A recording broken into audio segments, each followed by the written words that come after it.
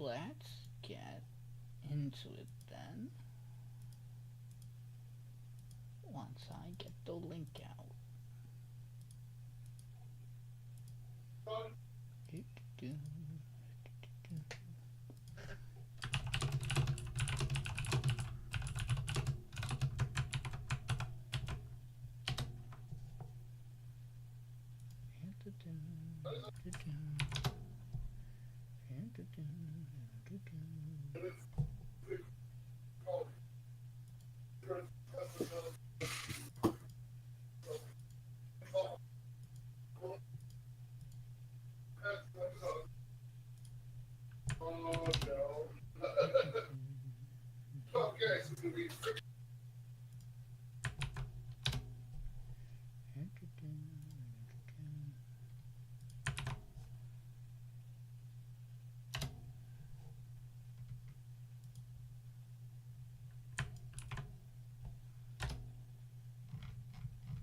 Okay. With that in mind, we are gonna be good to start kicking it off. Hi everybody, welcome. We're back. We're live. It's week 7, episode 7. We watched episode 9s. Halfway. First week being halfway, last week being halfway. Next week tonight we made another show, and then we have 2 more episodes before the finale. Crazy. It's really dumb to say we're halfway because show count, yes, we're halfway. In terms of production quality, we literally only have 3 episodes left after this, which is wild to think about. But before we get into all that, let's get into what we've been doing. I'm gonna kick us off. I'm gonna talk manga stuff real quick. I've read a lot this week. Firstly, I'm out of Dressrosa. I talked about where I was in Dressrosa before. I finally have the context for the Tom and Jerry meme. Now I know what it means when people send it to me. Dressrosa is interesting because I think of all the One Piece arcs, it's the first one that really chooses to do its like team fights differently. Like it's split, usually you're used to every crew, or at least 2 crewmates having a central fight. And since you don't have the whole crew for Dressrosa, you get this supplemented fight of like every other character known to man fighting in Dressrosa. It's neat. I think for a while it feels a little hard to parse, but it cleans up really well at the end. I think Dressrosa probably has some of the strongest character moments and character backstory that there is, and it has a really nice balance of serious fights and fights you do not really have to think about as they happened, aka Frankie and Senor Pink. You can just let those occur in the background and it's all good. It's just suplex back to back. Suplex City, baby. I don't have too much I want to say that I haven't already said about Dressrosa. I've gotten to meet Kaido. I've seen him fall from the sky. I'm very excited to keep meeting Kaido. Surely it won't be checks notes a very large amount of chapters before I get back to him. I also met Whitebeard's supposed son. Surely this character is also going to be incredibly interesting and important. Who knows? Hooded Weevil is a character. Sure he is. is a character. I don't have too much else. Relevant. I don't have too much else I want to get into. Boy, am I a sucker for what Oda does here with every character who gets introduced in Dressrosa by making them honorary members of the Straw Hat crew, because it's just like how I think most show writing and or like writing in general should be when you have a hero party, is that they should be rewarded for helping the people they help, and that reward should be they have allies in the long term when push comes to shove. Elite. Yeah. Straw Hat Grand Fleet. I think it's really cool. I'm excited to see some of those characters again and see how they grow, maybe. I had a fun conversation with someone at work that was like, yo, it's so cool that Usopp unlocks hockey for that one moment. And he goes, yeah, he sure does for that one moment. And I go, oh, really? And he goes, don't worry about it. Surely it definitely comes up again. And I went, nice observation, hockey. Look, I'm just proud of my boy. I'm proud. No, I'm just proud of my boy. I'm happy he gets the moment. It's cool. Yeah, I don't have much else to say there. I picked up 3 newer manga to read. I'm sure. Do you wanna take your shots at what they were? You should know what 2 of the 3 are for sure, because I posted images of both of them. You did post Dog's Red and Deer Anemone. Yeah. It's real. The Deer Anemone photo is real funny because you might think I was reading something else from the way they phrased that panel, but nope, it's Deer Anemone. I agree what you guys said last week. That one definitely needs some more time for me to figure out what I want. It certainly feels like Hell's Paradise meets Batum. Which it feels like Hell's Paradise, but like without the interesting setup that Hell's Paradise had with the executioners and the it's just like, hey, go to this island. Yeah, like you have the main character set up with like trying to find his friend, but like that's about it. I am interested. I'm not super invested. Dog's Red.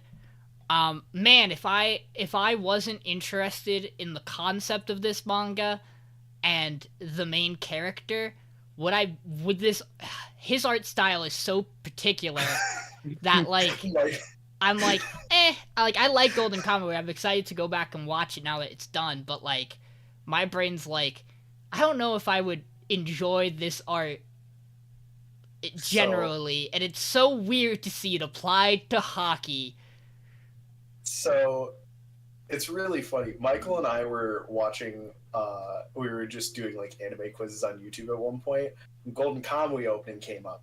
And straight up, there is a character in Golden Kamuy that is just the coach. Yeah. From Dog's Red. Oh, I know.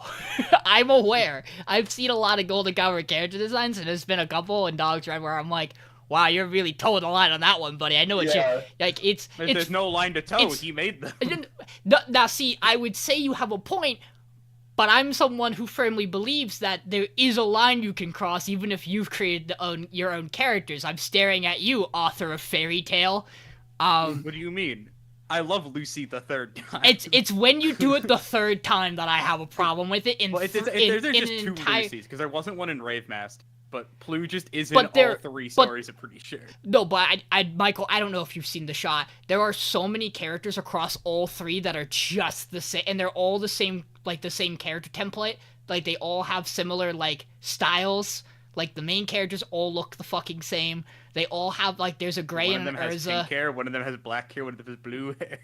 I think the one. Or something. No, the one's it's white, pink, blue, or blue, black. Depends on. I don't know what the Eden's. I think the Eden Zero's character I think it's black. Is black. Like there are legitimately characters where I'm like that's so bad. You can't keep getting away with this. He will. Do you want to take a guess about the 3rd manga I read? That's fairly new. Green Greens. It is Green Greens. How'd you know? That manga fucking rules. That manga's incredible. So Green Greens might do when this gets animated, which I hope it does not get animated for a very long time, because I would hate because I feel like you need a lot for a sports manga to get adapted and like have a decent like set of episodes. It's golf, so like theoretically you could adapt this probably pretty quick into the run and make it work, because golf is kind of slow. But like the whole point of Green Greens in like the 15 chapters that are out is that like it sure doesn't fucking feel slow, because they don't actually hit a golf course until chapter 13 for what it's worth. The character designs in this are incredible. The eye design on the characters is so cool. And this main character's like motivation, his whole deal, and how he interacts with everybody, honestly, he's fucking incredible. I'm so excited to keep reading this manga. I'm so sad I'm caught up. Saki hitting me with the not having a dream speech and like or the little like monologue in like chapter 1 or 2 hit me in a way I was not ready for. I'm gonna drop reading silly little golf manga, and he goes, "Damn, it sucks." I'm gonna post this image because this new reaction image dropped. No chill. Whoa, she's got no chill. start of chapter 11, I think, or end of chapter 11. I think that's the right chapter. They dropped something so fucking hog wild about this main character that I got there. I was like, that's so fucking based. I love him even more. Oh, I think I know exactly what you're It relates talking to his about. putting, Michael. It's Yeah, so the putting funny. It is legitimately so like there is an argument that this main character in Green Greens, like, arguably might just, like, you might look at him and go, oh, he's just the guy who's good at everything. But he's the guy who's good at everything but doesn't realize he's good at everything. Like, he has the natural talent to be really good at everything, but he just thinks he's not. And the manga goes into how that works really well, to the point where in, like, the first like 2 chapters, you get to meet one of his arguably his best friend and childhood friend, who I hope we get to see more of as he plays more golf. Because this is one of those sports manga where it opens with where you're going to wind up going by the end of it, which I think Haikyuu does. I think, like, a bunch of more recent sports manga have done this, where they put, like, the ending of the manga, like, where you expect to be in terms of success with this main character at the very beginning for, like, its first 3 panels, and then you work your way up to that point in the story, which is, like, hit or miss with me. But his friend is, like, really good at baseball, like, potentially going to keep playing after high school good at baseball. And they have a conversation where the main character is like, yeah, man, I'm so happy you're potentially gonna go pro, make some mad-ass money, that's dope. And, like, his friend just, like, under his breath is like, you were so much fucking better at baseball than me, you asshole. Like, and they just talk about, like, eventually they go golfing, they, like, go to the driving range for fun, and, like, and his buddy who plays baseball is really good, and he's like, damn, I thought I'd be better than you. And he's like, dude, I swing a baseball bat every day of my life. Like, there's a little bit of skill transferring here. And he just kind of stares at him. He's like, you're having fun with this. Good. This is your new obsession. I hope you get really good at fucking golf. Like, and it's a really good dynamic that I'm super excited for some of the characters who meet the main who, like, have interacted with the main character on the golfing side to meet his best friend, and his best friend to be like, no, he's always been like this. He's just a fucking idiot who's never committed himself to something ever. There's also a really, it's like middle of the chapters that are out right now, like 7 or 8, where you meet, like, a semi-pro, like, kind of good golfer who comes back to Japan for a reason, and the stuff you get with him is so fucking good. This main character rules. But yeah, so Green Greens is incredible. If it keeps up with the way it's been for the 15 chapters I've read, it might be one of my favorite manga as I keep reading it, because that shit rules. It's very. I'm caught up on... JJK hasn't had a new chapter since our last episode. I'm caught up on Chainsaw Man. We sure are fucking... The newest chapter of Chainsaw Man is so funny because of the way that Asa just brutalizes her out of the way. It's so funny. I haven't read the most recent chapter. Oh, but it's so fucking funny. It's not. It's also not. They have, like, a semi-serious moment, and, like, we're obviously building the stuff, but, like, there are moments where Asa's just like, get the fuck out of my way, and instead of just, like, moving the person, she just fucking, like, hard slams them out of the way, and they explain why she does it. It's so funny. I did read this most recent chapter. How do you expect me to move you when I don't have a hand? Yeah. Supposed to do with one arm. So funny. Outside of that, I am caught up. I guess Dogs Red. Dogs Red is interesting. I wasn't sure on the main character to begin with. I warmed up to him a lot in the reading. I think it's really cool that he gets to this archaic training formula, and he goes, what the fuck is wrong with you? We're human beings. This has been proven to be wrong. And the coach is like, I don't fucking care. Run me more laps, bitch. You don't get water. Abuse. And then in the background, he's just like, good, he's smart. He realizes we shouldn't be doing this. That'll make him a great player. And it's like, it's the meta that is going on with the coaching and the actual training regimen is so cool. Funny. I don't have a lot of other characters to feel about. Nothing says this is the author of Golden Kamuy than talking about what a historical Japanese battle in the middle of explaining how hockey works. It's good. I like it. I'm really, really interested with the plot point with his sister and to see where it winds up. That is probably the most interesting thing about Dogs Red is the dynamic about why he leaves figure skating. And like that stuff hurts. And the other team, and what happens with them all, also fucking wild. Dogs Red. We just do shit, don't we? Yeah. That manga comes out the gate and doesn't really slow down. No. It is one of those things where it's like sports manga where the main character doesn't know how to play the sport is always a tough sell for me. It's always better when they have a background that actually gives them a good reason why they would be good at the sport.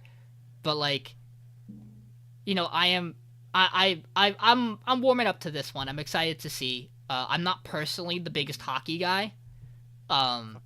That's just because like I don't really engage with it. So like it's whatever. Yeah, if we watched Moe Hockey, you would have been in for it. But Moe Hockey, where they're also an idol group. Crazy. Okay, that just makes it better. I don't see the problem I don't see the here. issue. Yeah. Real quick, things I've played. I booted back up 2K23, WWE 2K23. I'm not insane. I don't play any of their other games.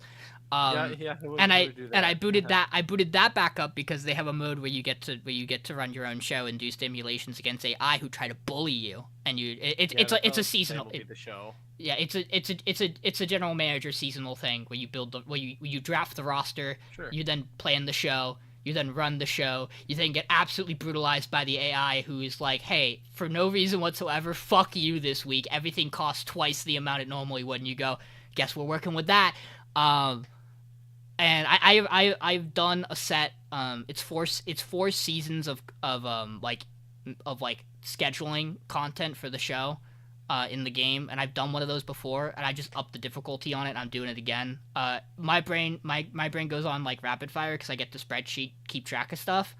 So I enjoy that. But I will never do it with anything else in terms of like sports style games because I'm just not interested. Whereas the WWE one is funny to me because it's WWE. And it's really cool to be like, yeah, you drafted John Cena first round. I hired this nobody for $16,000 for a 9-week contract, and they're gonna be my number one star, and you're gonna cry about it, because it's really funny, and a lot of the fake people they create for that are also really enjoyable. Things I've watched, outside of our podcast stuff. I am now fully caught back up on the Unwanted Undead Adventurer. That show's so fucking good. In like its past 2 episodes, I'm pretty sure it was this and it wasn't Moonlit. There is an OST track there's a soundtrack that plays at a certain point that's just so fucking good. And I don't know, the way it has built its characters is so enjoyable for me. Yeah, I just think that show's really rad. I'm caught up on Moonlit. This recent episode of Moonlit in season 2 is incredibly funny because everybody's on summer vacation, because he is currently teaching. So he has like a lesson a week with his students who want to keep getting better, and then he makes plans for the summer break to read a book about mana control and figure out how it works, and to also then have to do all his like legislative work back in his like the like town he runs in a demiplane. It's complicated. You should watch Moonlit. But he in this episode he learns how to manifest his mana outside his body, and it puts him inside a jelly, and it's really funny. Like he just has like he conjures the yellow devil around him from Mega Man, and it's just like big old goop around him. But it's really funny because they go, okay, we're going to show you how everybody who lives inside this plane with you has improved their skills, all the monster races. Here's a giant boulder. When they attack the boulder, it will not break. Instead, it will conjure a number to tell you how good it was, the maneuver they did. And the first one that hits it is like a 68, and he's like, oh, that's not very good. And they're like, no, 68's great. And he goes, that's fucking weird. That's not how grading systems work. And then at the end of it, he gets really excited, and he's like, so I've also been working on something. And everybody in the domain goes, oh no. And then he just fucking destroys the entire area. And everyone's like, why are you like this? We all try to get stronger, and then you do this to us. Moonlit's really fun. I enjoy it. I watched the first episode of oh my god. It's the golf show with the girls. It's the lesbian Birdie Wing. I watched the first episode of Birdie Wing because I was reading Green, so I wanted to watch something golf related. That show sure is gay and sure is also bad shit insane.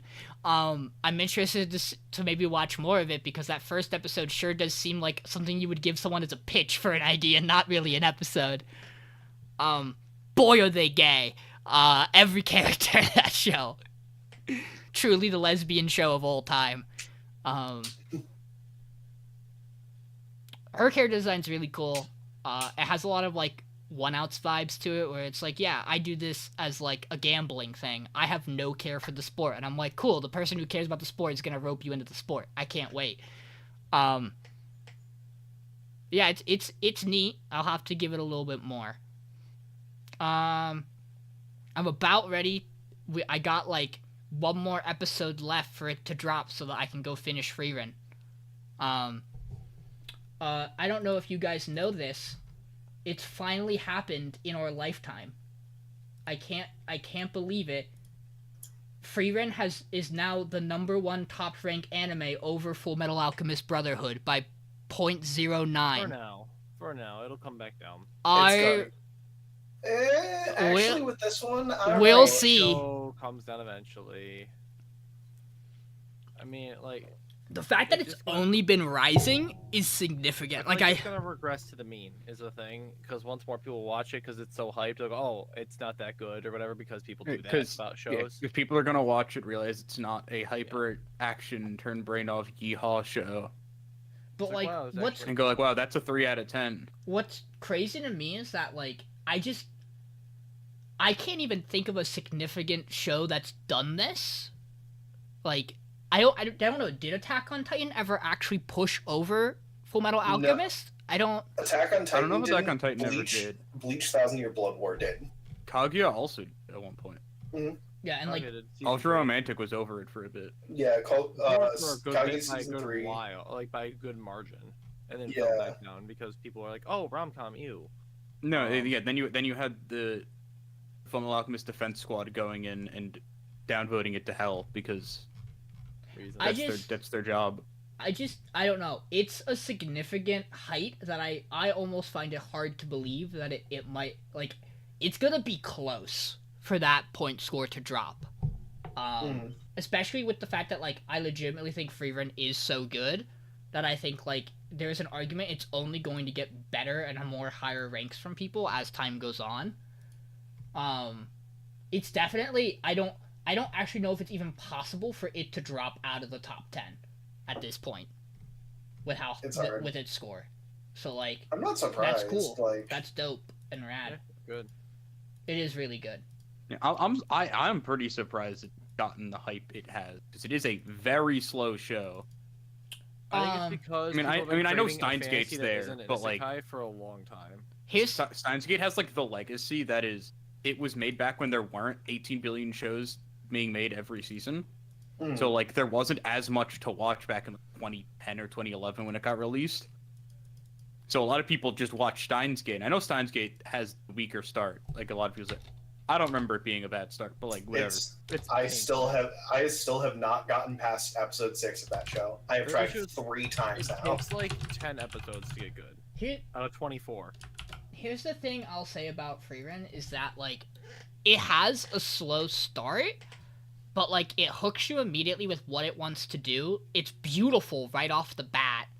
And episode 3 gives you the taste of like action combat you need, and then it like drip feeds you Stark, who's really cool and has good action with him, and then you hit like an absolutely incredible bad shit fight, like set of fights, like 2-3 episodes worth. And then after that, like it kind of slows a little bit again, but again it introduces another character. Like the dynamics are really interesting. And then once you hit season 2, it's kind of just fucking go. There's not really a downtime point in season 2. Like after it starts picking back up, which is wild. And it is fairly action heavy. it's complicated because it's action heavy and that it's very magic heavy. In season 2, that like there are a decent amount of fights in that back half. So, Frieren something girl boss. It's good. And that is everything for me. I'm pretty sure. Yeah, I think that's all I've done. You know, Sean, you brought up something earlier, and it's like I'm wondering where the sister thing goes. I've been caught up on Oshinoko and wondering the same thing. Yeah, I did that as well this week. Good. It's dangerous, but it's good. Frieren 2. Another show last season that also was very hyped, that is also ending this week, that a lot of people really like, but it's kind of getting overshadowed by how good Frieren is Apothecary Diaries. It's been fantastic.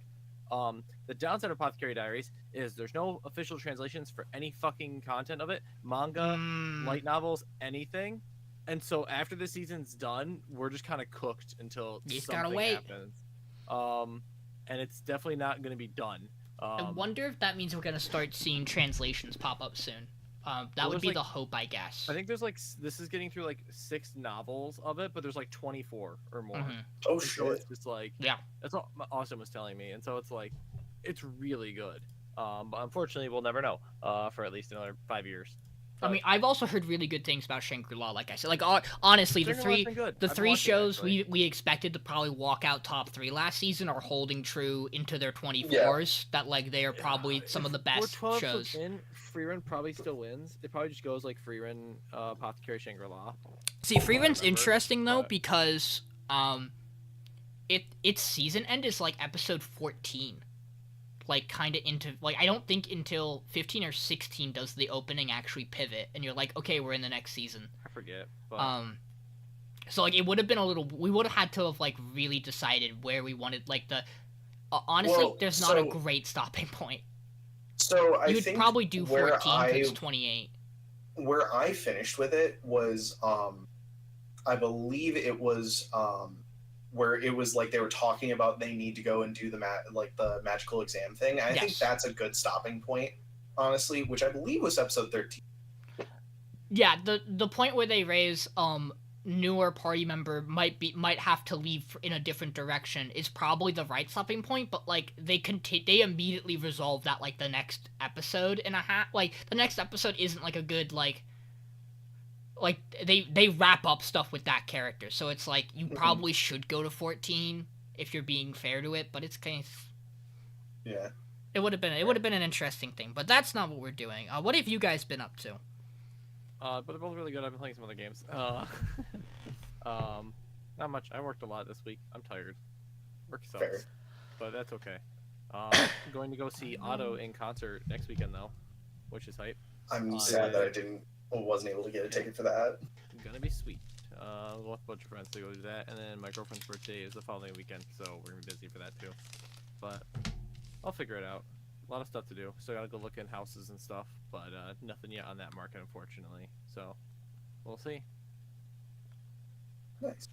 I haven't been doing much. Oh, I got to Emerald on both my league accounts. Yeah, I was gonna say, how can you not say that? On one that I was actually trying to play ADC on, and that was pretty easy, and then on the other one that I'm literally trying to get a win on every single champion on, and I'm about halfway through the 167 champions, and I just hit Emerald on that account, and thank God, because it only gets harder once all the good ones are gone. I mean, you've gotten some of the hard ones out of the way, though. I did get Ivern out of the way, which is a cool one. You got Ivern out of the way. You got Camille out of the way. Hey, I got Camille support, nonetheless. That was base. I got Vayne out of the way as mid lane. It's so funny. But yeah, no, it's a good time. I have been watching a lot of media and playing a lot of 14. Like, a lot of 14. A lot. I caught up on Oshinoko.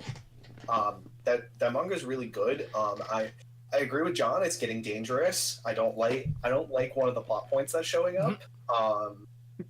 But it makes sense. But it makes sense. It's just uncomfortable. And I hope that Akka doesn't follow through with it. It doesn't seem like he's. I expect him to. Words are hard.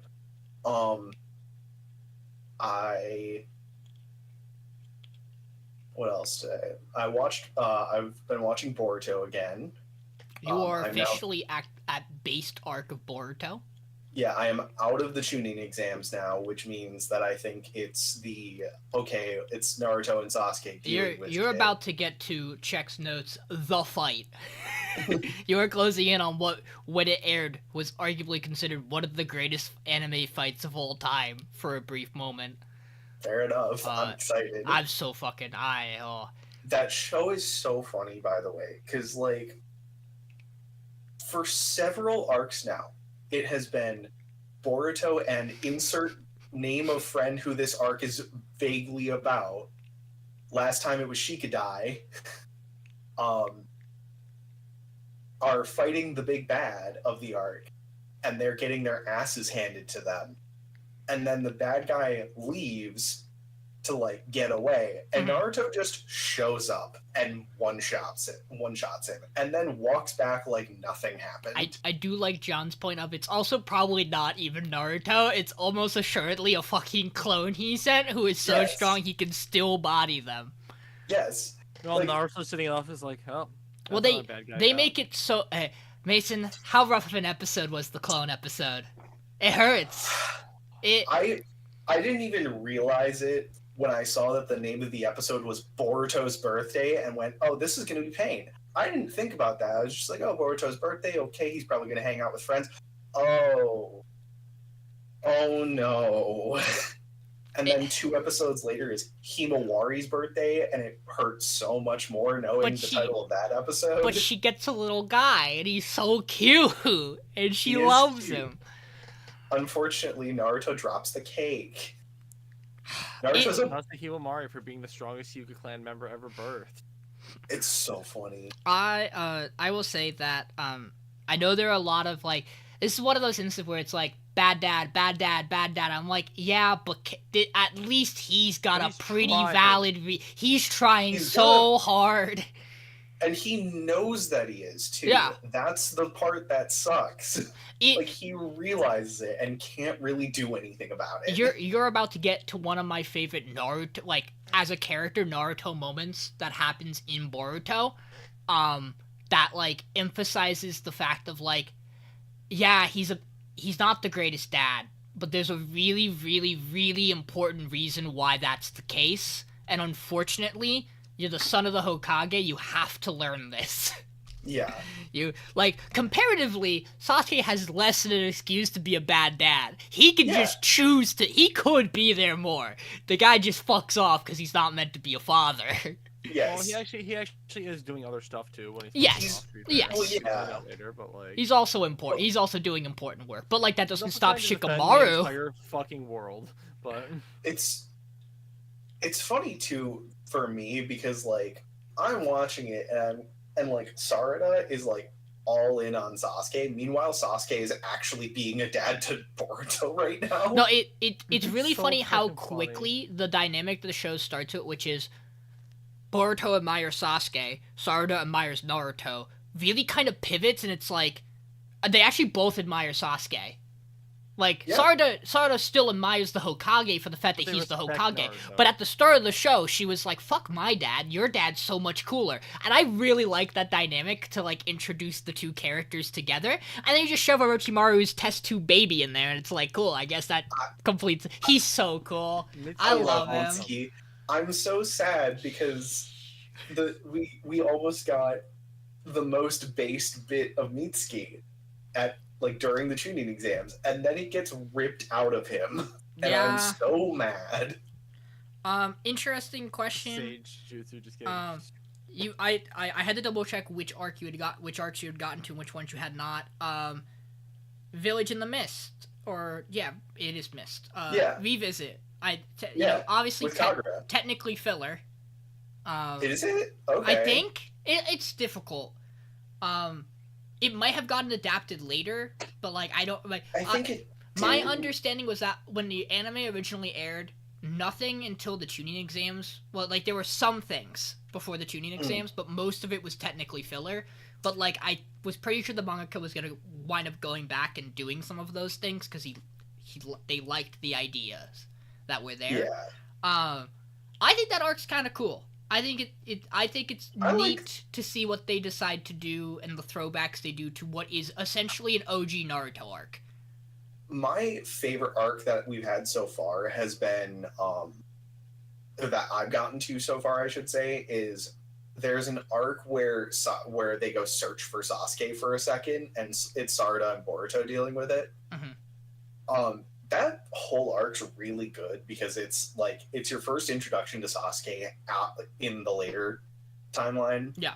And like seeing Sasuke for one, really cool, but also one of my favorite things in that arc is there's a fight that Sakura has. Yes, it's and based. rad It's as so. fuck. Don't make a mother mad. It's so good, dude. I think Boruto takes a lot of steps in the right direction. In making some of the Naruto characters feel really powerful and strong as they should be. Yeah. They unfortunately have to do this by nerfing some of the original Naruto characters, which, we can talk. We can choose not to talk about Shino or Anko at all. Two characters who are done absolutely dog by Boruto. Yeah. But on the other Shino with hand, his Cyclops looking ass headset thing. Uncle Go Nam. But on the other hand, we get absolutely based characters like Konohamaru's squad who are all grown up and fucking kick ass. They do. I just can't get over Malaki's voice actor right now. Yes, their glow ups are so cool though.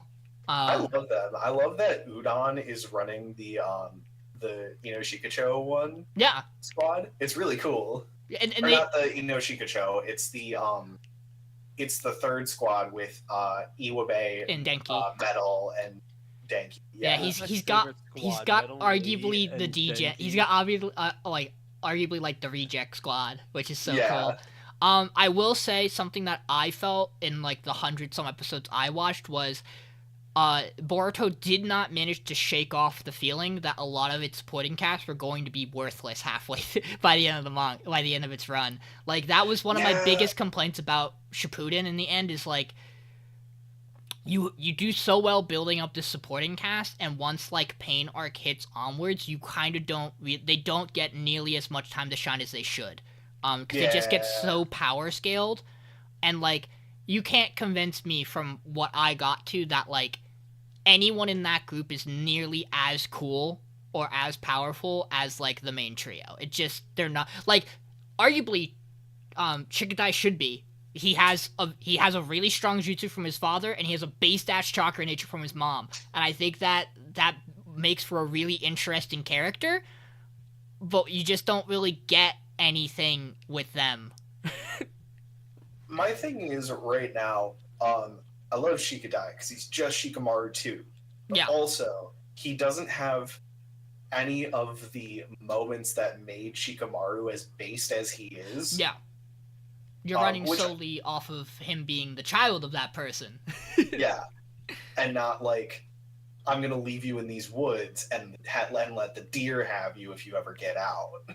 I hate fighting women so much, I'm gonna make this woman knock herself out. Get owned, baby. I'm done with this. I mean, I could beat you if I just did this, but it's so much work, and I'm kind of over it because I made the enemies, so I'm done. I quit. I will say, after tuning exams, I'm really interested to see how you're gonna feel about the Village in the Stone arc, because I know when watching it, a lot of people around me did not like it. I fucking love that arc. Okay.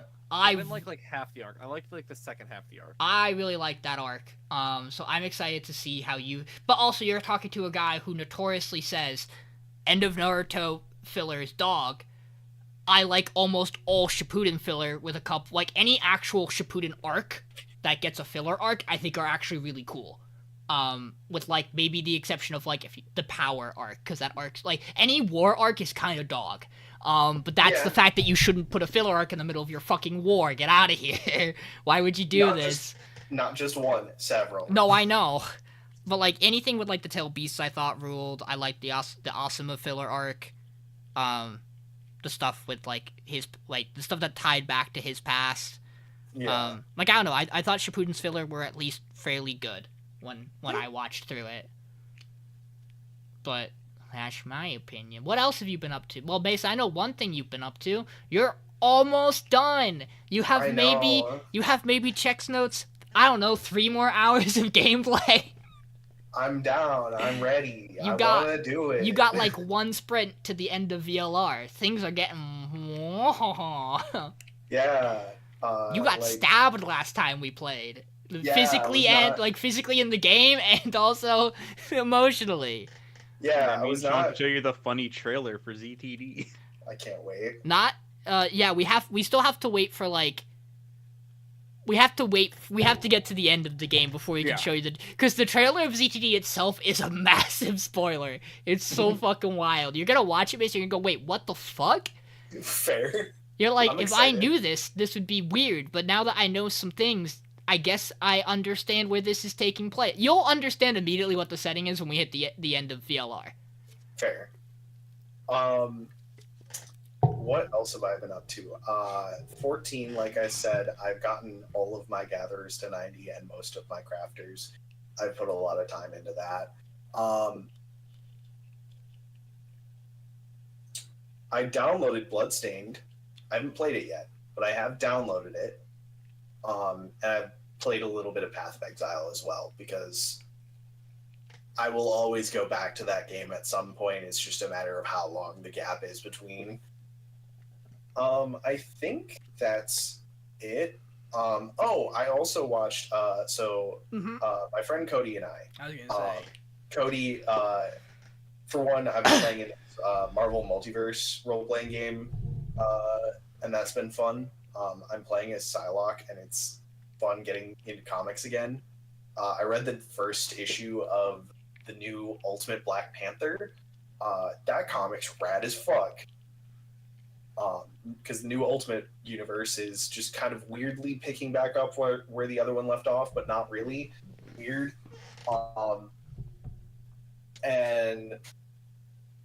Aside from that, we also yesterday, because he's planning on running a Kids on Bikes game based around like 80s camp slasher films, so like Friday the 13th, stuff like that.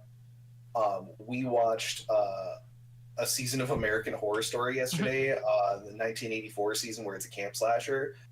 That season is incredible. It's probably my new favorite season of that show, and it's genuinely a wonderful deconstruction of those movies. It's so good. But yeah, I think that's all. Young Justice? Oh yeah, I've also been watching Young Justice. Look, I spent a day where I just binged a season and a half of that show and then forgot. But yeah, I'm now at season 3 on that show. It's really good. Season 2 makes some choices. Season 2 does make some choices It hurts that you I a don't little exactly. bit. It hurts you a little I bit with some like. of the decision it makes. Yeah, there's some points where I'm not a fan of it, and I'm now officially in the portion of it where HBO picked it up, and it's not a Cartoon Network show anymore, so it's getting into some shit. It's no longer a kid's show at that point. I do want to tell the really funny anecdote of hopping into parts of season 2 of Young Justice, and this is the part where the villains of Young Justice kidnap a bunch of young teens who are in attempts to develop the mutagen out of them, basically going, you have the ability to develop mutant powers, we're gonna push that to the limit. And there is this younger black teen wearing black and blue with like braided dreads, and he sits down to talk to Black Canary in therapy because that is her role in the show, which is so funny. It's so funny. And the kid just goes, and it started with the shocks. And a bunch of paper clips just statically cling together. Amazing goes, God damn it! And I went, I'm so happy you didn't realize it was Static Shock, because they just flat out they basically carve and copy his out of superhero design for Static, to put him into this, and it's so cool. I love it. And he's like semi-important too. Yeah, he's like becoming an important Yeah. character, and I'm very excited about it. It's almost like he has enough mentor characters potentially in that show based off the surrounding group. Also, it's very funny. There's one line in that show that stuck out to me, and it's there's a bit where the Justice League is voting on adding new members at one point, and they're like, "Hey, Hal Jordan and John Stewart, the two Green Lanterns we have here. There's a third Green Lantern called Guy Gardner. Do you guys want to add him in?" And they both collectively at the same time go, "No." He's an absolute asshole. Do not add Guy Gardner to the league. Such a dick. But yeah, that's, I think, all I've been up to. I hope. I don't know. Michael? Maybe. Michael. That just leaves you. Yeah. Doggo. There's a dog. And when she came in, I unplugged my headphones by accident because the wire gets caught in my chair. So if I spin my chair, it just got. Oh, I feel that, my friend. Things I've done. So on like Friday-ish, Thursday or Friday, I don't remember. I finally finished that co-op run of Baldur's Gate. Let's Finally, go. I actually beat the game. I'll do that one day.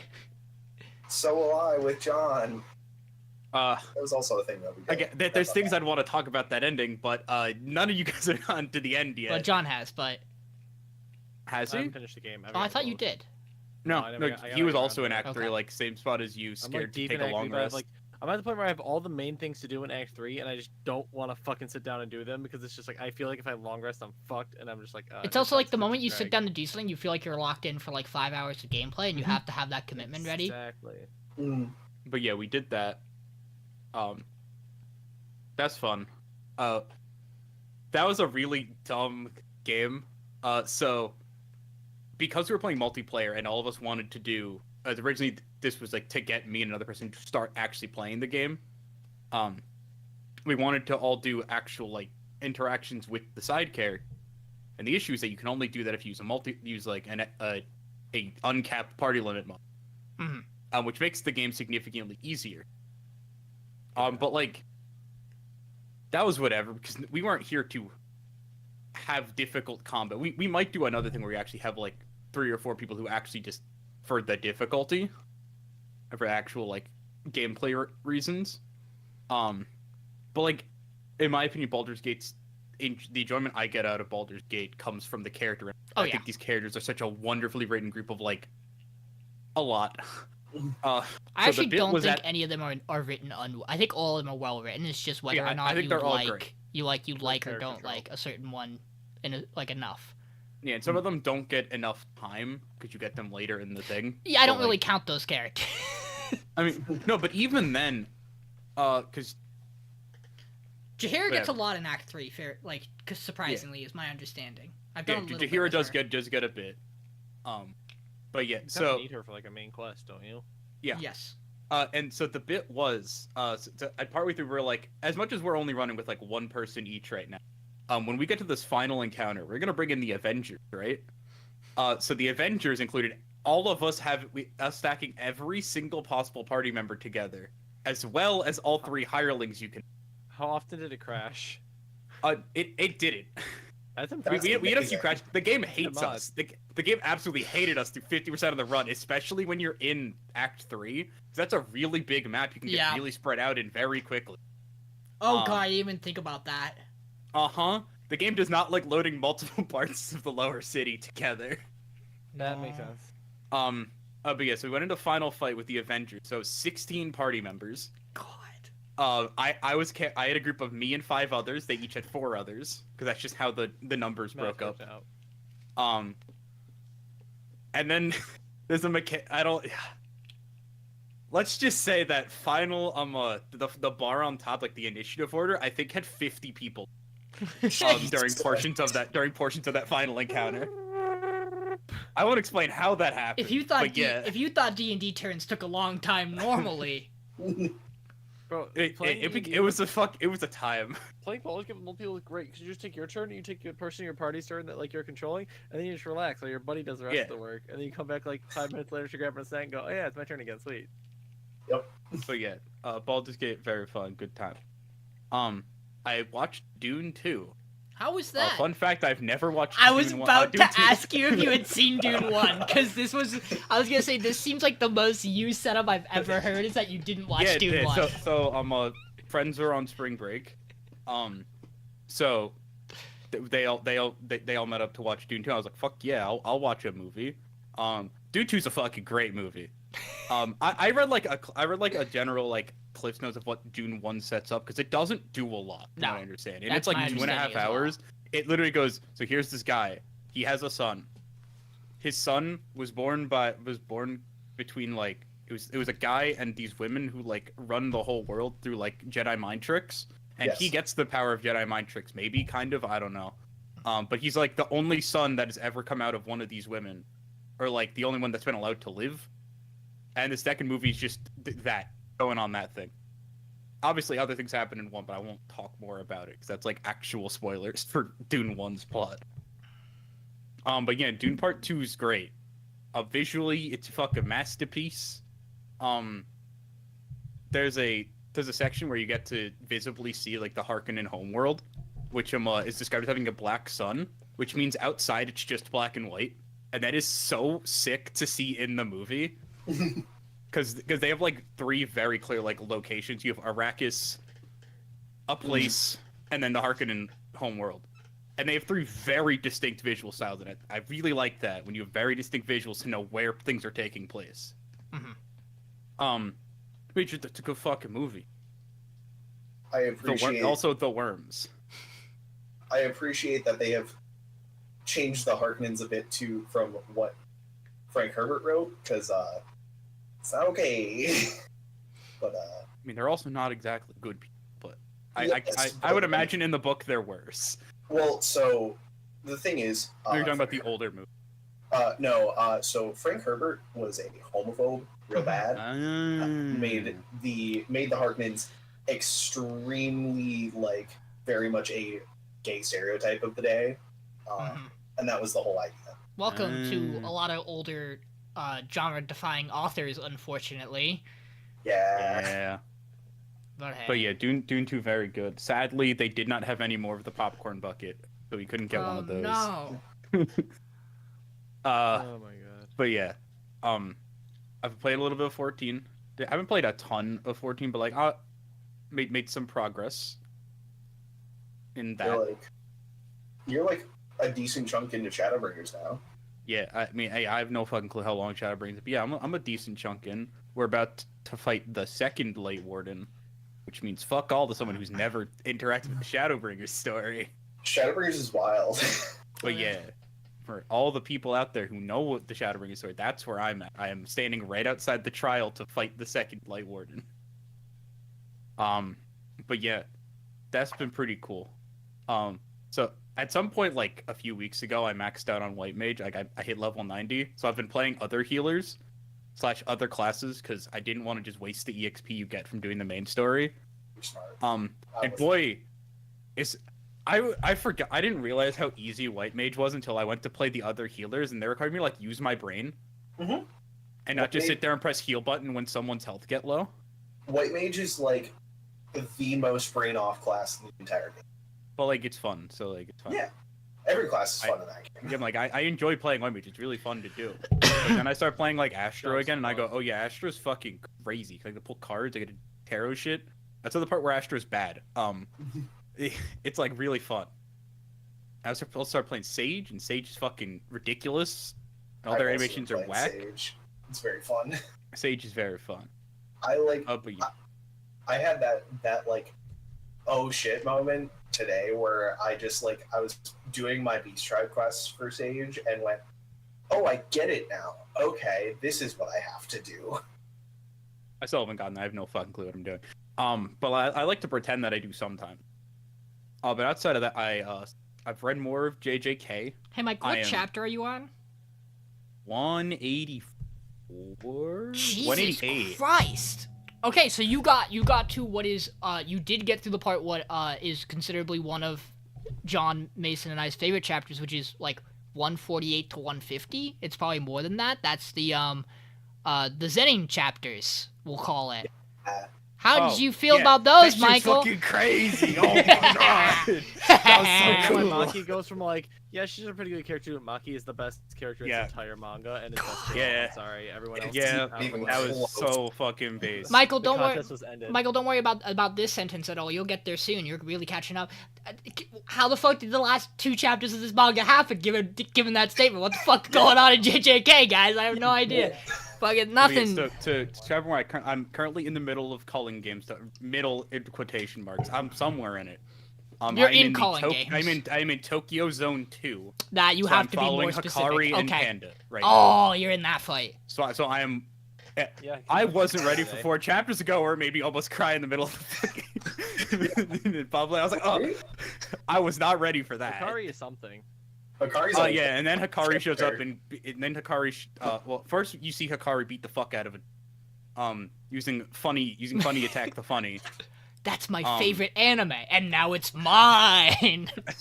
and then he shows up again, and he goes, he's vibing to his music, and then he's fighting another person who's electricity powers, And he's vibing to and it. Yeah. in the middle of that fight. funny. You've gotten But yeah, no, some. these fights have been sick. You've gotten some more of Yuta, I think. They get more you. Yeah, you got a ton. Yeah, I've gotten a ton of him. He's so Because cool. you first get That's so he's first introduced. He like shows up and goes, yeah, I gotta do this thing. Then he goes, J.K. Lamau. So, I want to go back a second. That fight that you're in with Hikari with the electricity dude, single-handedly to me makes all power scaling in that show make no goddamn sense. They're both That's fine. wild. It doesn't need to make sense. And then there's Panda. Yeah, Panda's trying his hardest. He's a good boy. God, there's so much that's happened. You've been introduced to one of the worst characters of all time, Naoya. Guy who gets obliterated, who's part of the Zenin. Oh yeah, Yeah. him, yeah. He's just He gets he's fucking such a hot. horrible misogynist that it's so good to watch him get obliterated. Fucking You get the interesting fight that is Fushiguro using Maxim Elephant on a wicker basket. Is that the plot of that arc?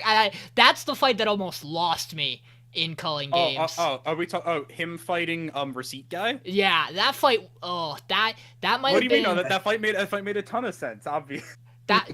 So here's the problem: reading that as it came out, or like really close to as it came out. I think it was like, oh, you go from this really cool fight with Yuta and the guy who's all about law and trials to whatever the fuck's going on over here, I guess. God, yeah. Oh God, I fucking love Law Guy. I don't remember his name. I remember it earlier. but, He's like, so cool. Hagoromo is so cool. He's so cool. that- You he's also such get- a fucking red dude. You also get introduced to the comedian, Michael. He's around. I love him. the He's best. He's fucking so wonderful. good. He has my favorite style of power, which is they don't know how their power works, so it's significantly stronger, and they just beat a fucking dumbass. I mentioned him when we were talking last week about the guy with the 3 marks on his face, about how Yeah. he has the advantage of not knowing how his power works. Yeah, Yeah, this 'cause was that's, like, the part of other Binding Vows, character. that you don't know how it works. Yep. So you get more Binding power. Vows are really cool. I wish we did a little more with them sometimes. But hey, I wish we explained how A little. the powers work in the show sometimes. so Michael, my No, but when first. they do explain them, they don't fucking make sense. Cough, Exactly. cough, love deluxe train. So- Love train deluxe. Michael, you are officially at the point where I think you're gonna run into some spots where it feels like he skips some bits. Like he just skips some. He just jumps around. You yeah. spend a lot of. They're in the calling game for a while, and you don't get to see all of it sometimes. I don't think you've gotten to the point that, in my opinion, is like kind of ridiculously bad that we do a decent skip in, but because I don't think you've met. That's pretty late. I don't That's think pretty you've late. met He's not that there yet. character yet. No. Yeah. No, because that happens I- like after probably. everything happens, basically. Yeah, there's some bits where you feel like you just missed 3 chapters when it's the next chapter. And It's Yeah. like, well, okay. Michael Thing has. happened off screen. This. I'm trying to remember. Has anything happened with our big boy Sakuna yet? No. Okay. Yeah, that's what I thought. So yeah, you're a ways away from the part I'm talking about. I have not seen Itadori in 20 chapters. It do be like that in the calling game. Welcome, hey Michael. Remember how for a while I've been saying that I feel like somehow JJK's written it so that they no longer have a main character? Yeah, welcome. It's fucking wild. Yeah. It's just an ensemble cast with no real Wait, has Michael been main spoiled on the person. big thing? On the big thing? I don't think so. I don't. You're pretty spoiler free on all of JJK. He at just this had the point, 2 right? deaths. There's one thing I heard. I don't remember who said it or when, and I don't even know if it was real. It may have just been a thing that was happening in Shibuya, but I won't say it. Oh, but he hasn't No. followed a famous person's Instagram, Oh. correct? Michael, how do you feel about Talking about the Megan Thee Stallion. because you I Nope. think you get this shot at the Uh. end of Shibuya. How do you feel about Kenjaku having fucked Itadori's dad? That was something. I was not ready for it to be. Michael, are you line excited? the line where he's talking to whoever it is and goes, "Thank you for caring for my son" or whatever. I was like, wait, huh? I think he's talking to Chozo. Yeah, no, it's to Chozo. Chozo, by Thank the you for- way, thank you incredibly for caring for based my son. character. Chozo's one of my favorite characters to come out of like pre-Shibuya into culling Chozo's games. wonderful. He's so good. He's just a That's great. boy. I enjoy how when you first get the like, oh, you're my brother thing. It's like, okay, Chozo's fucking insane. Sukuna did some crazy shit. And then you go, no, Chozo's actually just insane. This is just because then they go, no, this is like his 45th time doing this.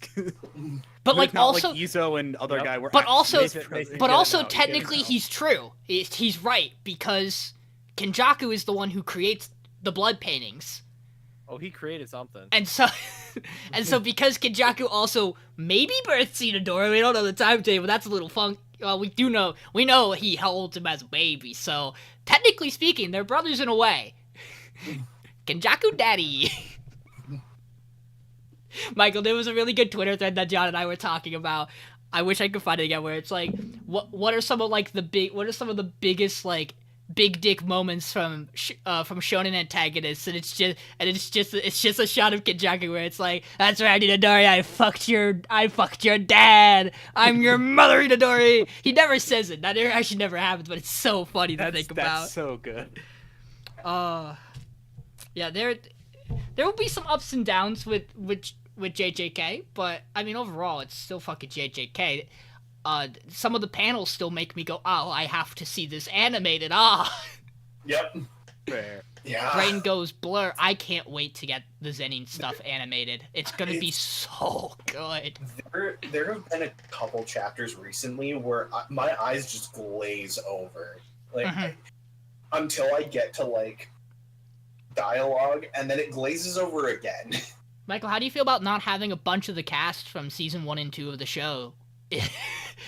Because you don't have Toto, you don't have Nobara, Oh, yeah, You we don't- don't have, yeah, we don't have Inumaki, because he got real fucked up. You Uh-huh. you saw that line? Yeah, he. Whoo. I mean, I don't know exactly how bad it is, but so you No, know, they tell you. They tell you it's bad. places him. I mean, yeah, there's a lot of things happening. Yeah. So, like, it places him in a location, and then you see what happens to that location Yeah. about 3 panels later. And you you- go, oh, And then you have Yuta, who's like, I'm doing this for my senpai, cause you fucked up, son. And you're like, which might be the biggest way they sell the Yuta's gonna kill Itadori, is that bit, cause for a while there I was worried. Mm-hmm. The start of that chapter is wild. Oh. JJK good. What else have you been JJK up good. to? So I read a little bit of Oshikon. I'm not fully caught up yet, but like Oh, I no. got a little bit in. Now I'm the one who has to read It Oshinoko. was more that I started reading and then went, I'm gonna read JJK, and then I read JJK. JJK good. It's still real good. And last little thing I did to finish this off. Mason saw me doing a little bit of this yesterday. I was looking through achievement or people in like another Discord were mentioning like platinuming games, and I was like, are there any games I'm close to like having all achievements on Steam? And I realized I haven't finished everything in Spark the Electric Jester 3. I never got all the timer medals and all the score medals. Was this not just me? Was this not just when I was going through Quest of the Dungeons and I finished that game? I think it may have been you mentioning that. It was also other people I'm thinking mentioning platinum in another Discord. Okay. But like, yeah, that also probably led to it. I was like, oh yeah, I haven't done that. I haven't done the get the good time, get the high score thing on all the, which would be the last 2 achievements I need. Mason got to see me doing what is the final actual level in the base game, because the game had an update that added the entirety of Spark 2's level selection, or every level from it just ported into Spark 3. which is really funny because the stages, some of them don't work in the new systems because you are a very different character. But yeah, the final level is an almost 8-minute run on the to get the diamond timer. Every other stage is at longest a 3-minute timer. Oh no! At longest a 3-minute diamond, and it is not any easy. Crazy being the final stage, it's the hardest one of them. There's a specific section that legitimately it took me about 15 tries to get through without dying 3 times. Yep. It's also because I am insane and play on the highest difficulty and will never switch off of it because That'd be coward. pettiness. I don't know. Yeah. Mason, have fun. Bloodstained is like is a game that I have platinumed on PlayStation.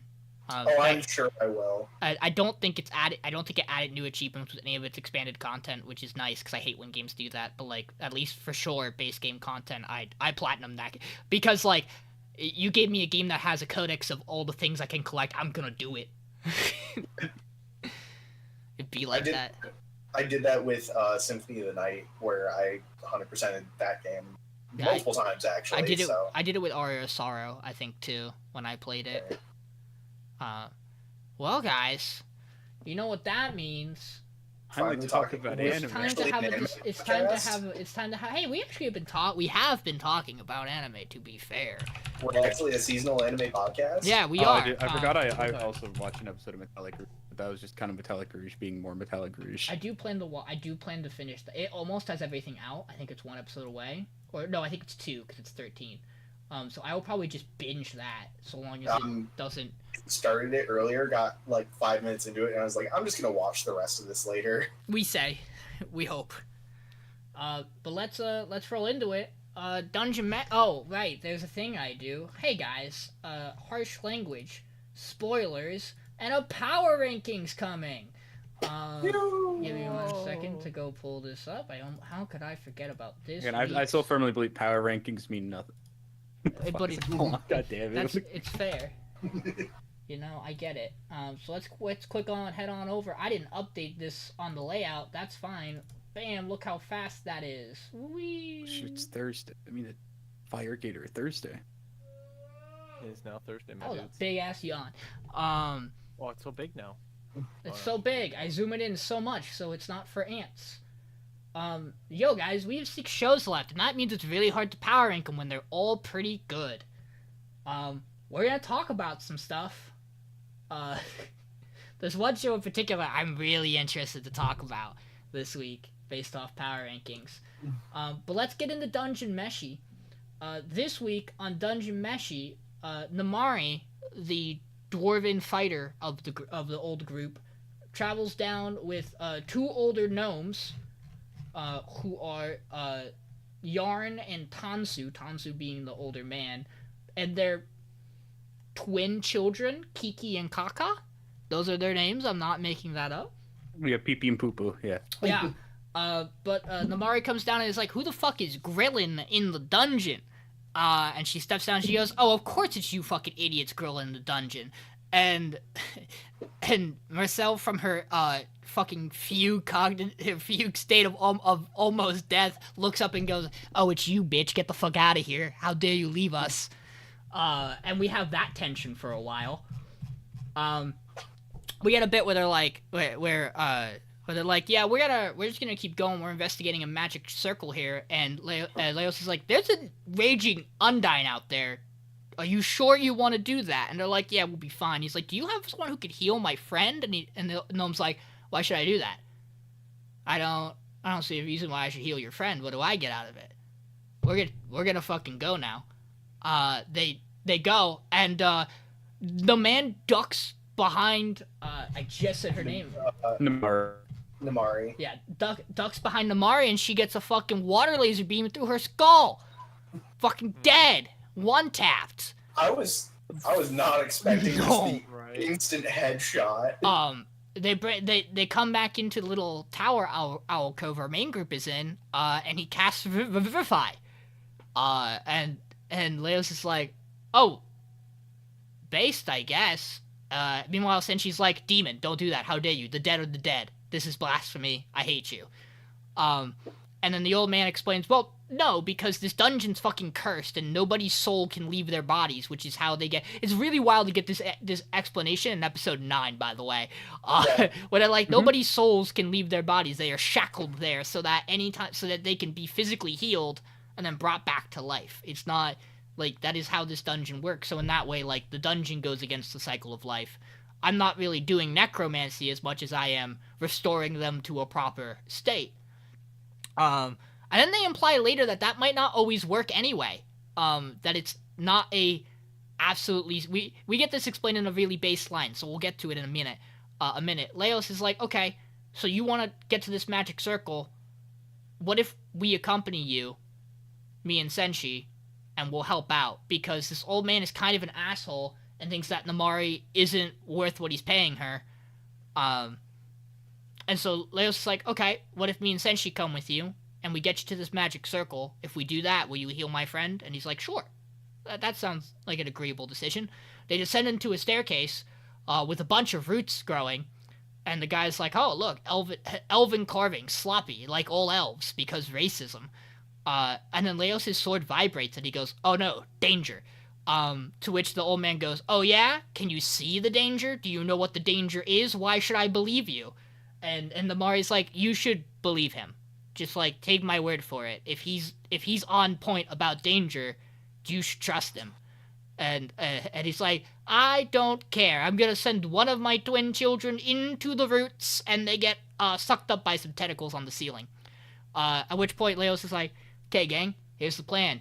I'm gonna borrow Senshi's helmet. I'm gonna go up there, and then you guys are gonna have my back. And Senshi and Namori are like, what the fuck do you mean I'm gonna have your back? And he jumps up.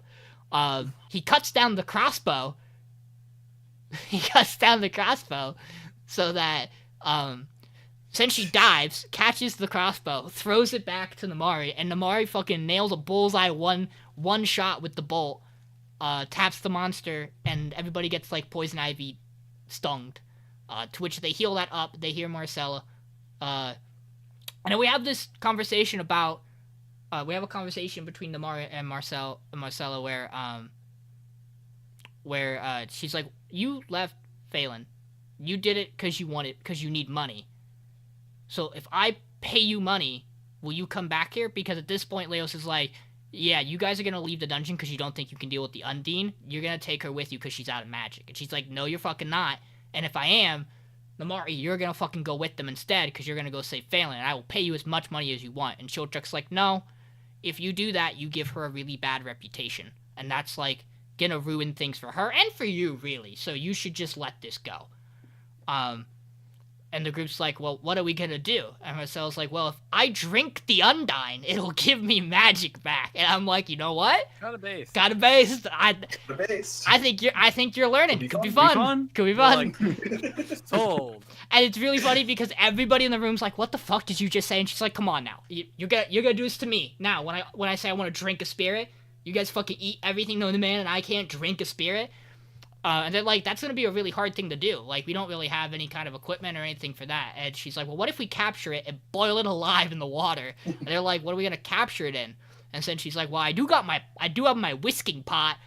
And the Mori's like, bro, that is fucking, what type of metal is it?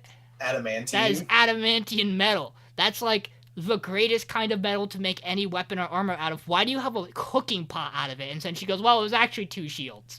And she goes, what the fuck is wrong with you? And Leos and Senshi go, okay, time to take these pot lids out, and we're gonna go catch this Undine. And Leos gets his ass kicked. And Namari is very clearly worried about it, and the old man's like, just fucking go. And so she runs out, and we get the base scene where they capture the Undine in between the 2 pans, and they carry it over the fire, and then fucking hold the lid down as it's burning, scorching hot, until the Undine fucking stops struggling, and it's just a pool of water. And then they make a nice little broth meal out of it. And we get a really, really cool shot where Namari is looking at the food, and it looks fucking disgusting and horrible, and then she tries it, and it has all the color into it afterwards. And I thought that visually, that was really dope. And so Marcel has her magic back, and they're like, okay, we're gonna go now.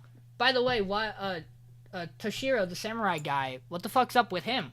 And And the Mori's like, well, he's head over here for Phelan and was, like, gonna propose to her. So, like, he's probably not given up yet. I just don't know where the fuck he is. And Leos is like, he what? He was gonna what? And was like, you're dense, dude. We also get a jab at Leos where the gnome goes over to Senshi and he's like, must be tough being the leader of this crew, huh? Even though he's very much not. This episode's dope. It's really cool. It, like, finally wraps up this little arc. It is... Man, the tension is huge here. We also get a little bit of Chilchuck where they're like, why are you still here if you're not getting paid to go save her? Why are you still doing this? And he's like, well, I was hired to do this job and travel with these people. The job's not done. I don't fucking abandon a job until it's done. And Marcel's like, that's why you're doing it? Not because we're friends? But I thought we were friends. He's like, no, job's not done. Kobe Bryant. Well, this episode's really cool. I really like it. Everything's real pretty again, as always. Racism! Everyone fucking hates elves for some reason. Asshole dwarves! I'm sure there's a very valid reason for it. Well, Let's... Fair.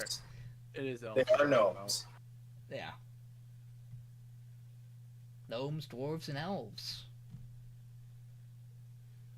What are your guys' thoughts on Dungeon Meshi? It's good. I know I dropped mine. I dropped it down lower, but honestly, I probably should have switched Dungeon Meshi and Hokkaido Gals. I really like this episode. I think this episode was fantastic.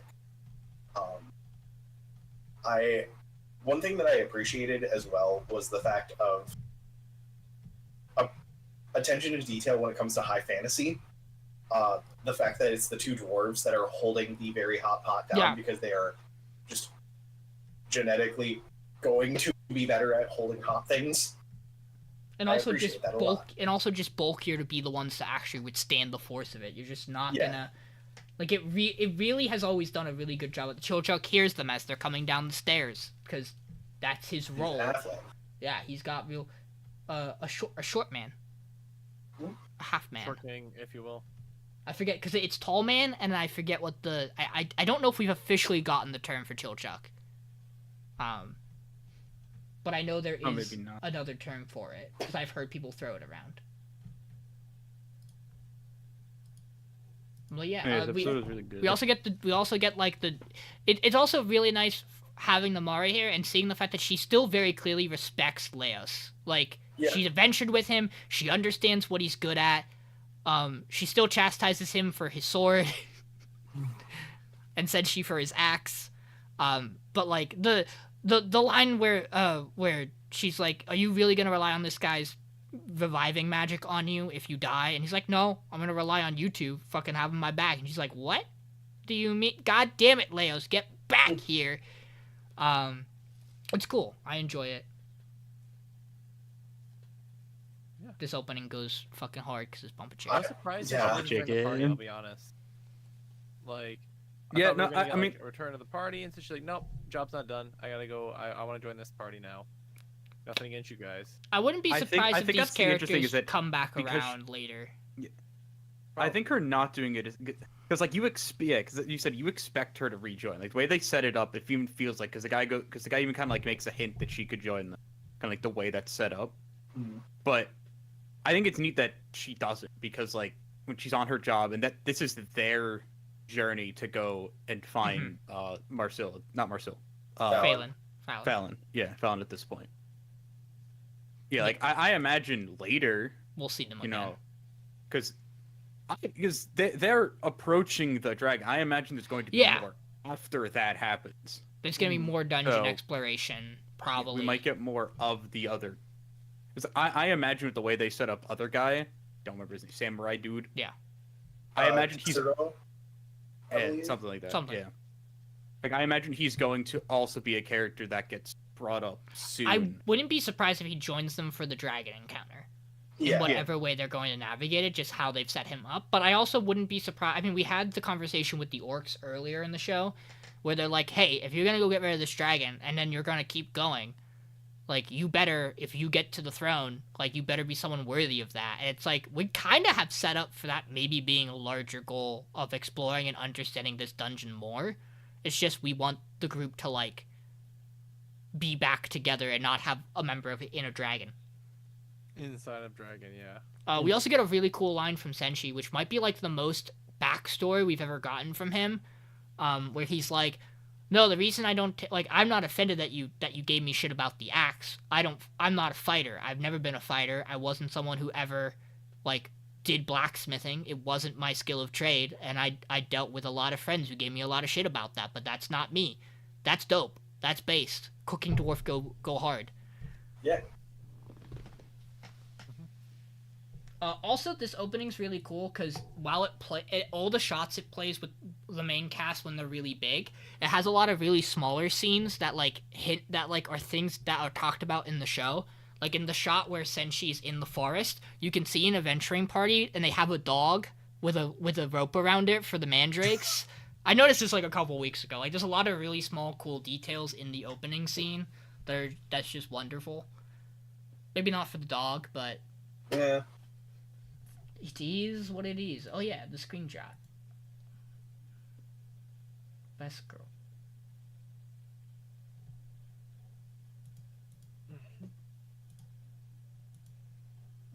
So next up, we go right to a sign of affection. This is almost everybody's #1 show this week. Good episode. So basically, It is. this episode, very straightforward. They go up to the mountains for their boot camp with the crew. They all meet up there. Rin kind of says, hey, no, it's just his co-worker that keeps asking me on a date, and I'm not really that interested, and it's kind of really awkward because he helps me out at work, but I'm not really that interested. Anyways, hopefully we have a good time. And so she's in the car, and she's like, oh, I can't really just stare at him while he's driving all the time, so I kind of need to just maybe look at the scenery or something. And Rin, thinking of this because she's a best friend, is like, hey, we should play a game. I thought of this game we could play in the car right up here. And it's just basically everyone writes down things that connect in a word game and things they want to do. And Itomi, being the cringe lover boy that he is travel the world with my girlfriend. And then they're all like, oh, that's such a simp. And so they finally get there, they set up all their base camp, make some good foods and stuff, and they go to their separate parties where Itomi and Yuki go play in the water and try to catch some fish, and it's pretty cute. And then you have Rin and what's the name? Is it Toska? I forget. Other guy. But Rin and other guy, and they're just chatting and stuff. Oh, And he's like, I had a relationship for 6 years, and I don't know if I'm ready to go through all the dating stuff again and all that good stuff. How old is he? Because they're all because Yuki is second year of he's college now. Older 20s, and she's and- second year college. Yeah, no, she's her third because she's a year ahead. She's third or fourth year. Yeah. Yuki. So Rin is in, I believe, her 3rd year of college, Yeah. and Yuki is in her 2nd. Now, yeah, because Yeah. we've had enough time pass. So he's got to be late 20s. I think he's 26 to 29 range, probably. Yeah. Is what I had to guess. But basically, she gets a phone call while they're just talking about this stuff, and it's that coworker again. She's like, hey, if it's about asking me on a date again, I'm not interested. I have someone already interested in, basically. And he's like, hey, so that thing you said about having someone you love, I don't want to read into things because but usually I'm pretty good at reading into things, but I don't want to read into things. And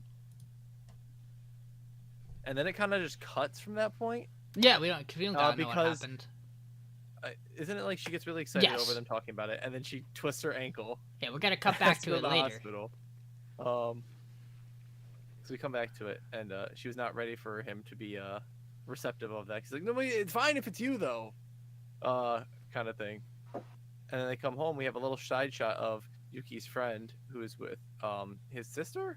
No, it's the Other other. love interest. It's It's the for other him? girl. He's the one Yeah. who he took care of the dog for when she went on her little vacay. Yeah, who sees him going out to the bar, and he's like, hey, I saw Yuki with a guy, and went out to a bar and stuff, and they were holding hands, and he was signing to her. He's like, oh, it's that guy. And He she's gives like, the most dismissive answer at first, where he's like, "The relationship won't last." which is the most denial. I'm not trying to have any interaction with you. And then she's like, and then she says he signed. Her line was so good. Her line was like, "The way you are right now is painful to watch." Well, because it is, so right? True. Yeah. But... Like, this is the same way that Shin feels. That's his name, right? The hairdresser? Yeah.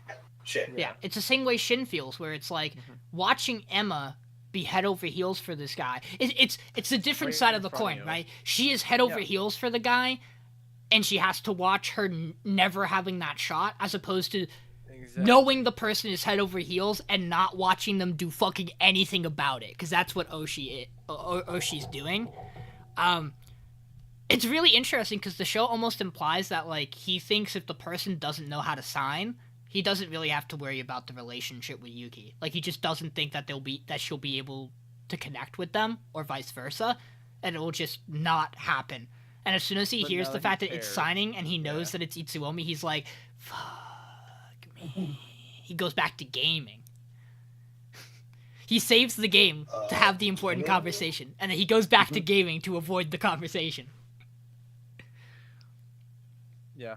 And so, we end off on a phone call from him to Yuki, and I was watching this with my girlfriend at the time, and he's like, "Why the fuck are you calling her? She can't hear you." And I'm like, "Honey, it's a video. It's a video call. It's a video call. But you know what?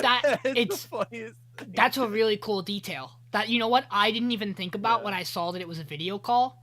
My brain was just like, he's just calling, and my brain didn't even think about the fact that it had to be a video call. It had to be a video call, yeah. Because my brain forgot for a second. Which again, the show's been really fucking incredible on stuff like that. We also have the little tent scene with Yuki and Itsuomi, where he's like, "Hey, what's wrong?" And she's like, "I haven't found a job yet." And he's like, "It'll be okay." Puts head on her lap. She also steals his hoodie when they get back home. Mm-hmm. She goes hoodie mode. Yeah, because girls definitely don't steal hoodies, ever. Yep, nope. That doesn't happen. All three of my electric hoodies from my dad work definitely are in my closet still. In addition to my MST hoodie. I finally got one back. I got one of them back. As you can see, I get to wear some of them now. But This show's really pretty. This episode's really good. Yeah, this episode was great. I had it at 1 when I first did my PR. You sure did. John knows that. Then I rewatched it because because I had watched the show last. So I was like, okay, let me take another look at Dungeon Meshi. I look at Dungeon Meshi, and I was like, that was a really good episode, Dungeon. And it was good. Good content.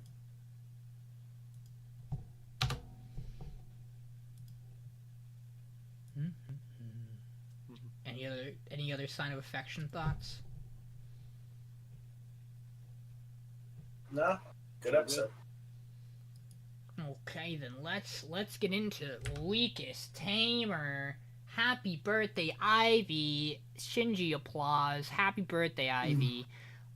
This week we open up where we left off, showing off the slime. And we find out that we dive more deeper into Sora's ability to be a lie detector what first appears to be a lie detector. Sometimes they play it off like he can tell that people are lying, but it's also just like kind of a, is this person a bad person radar.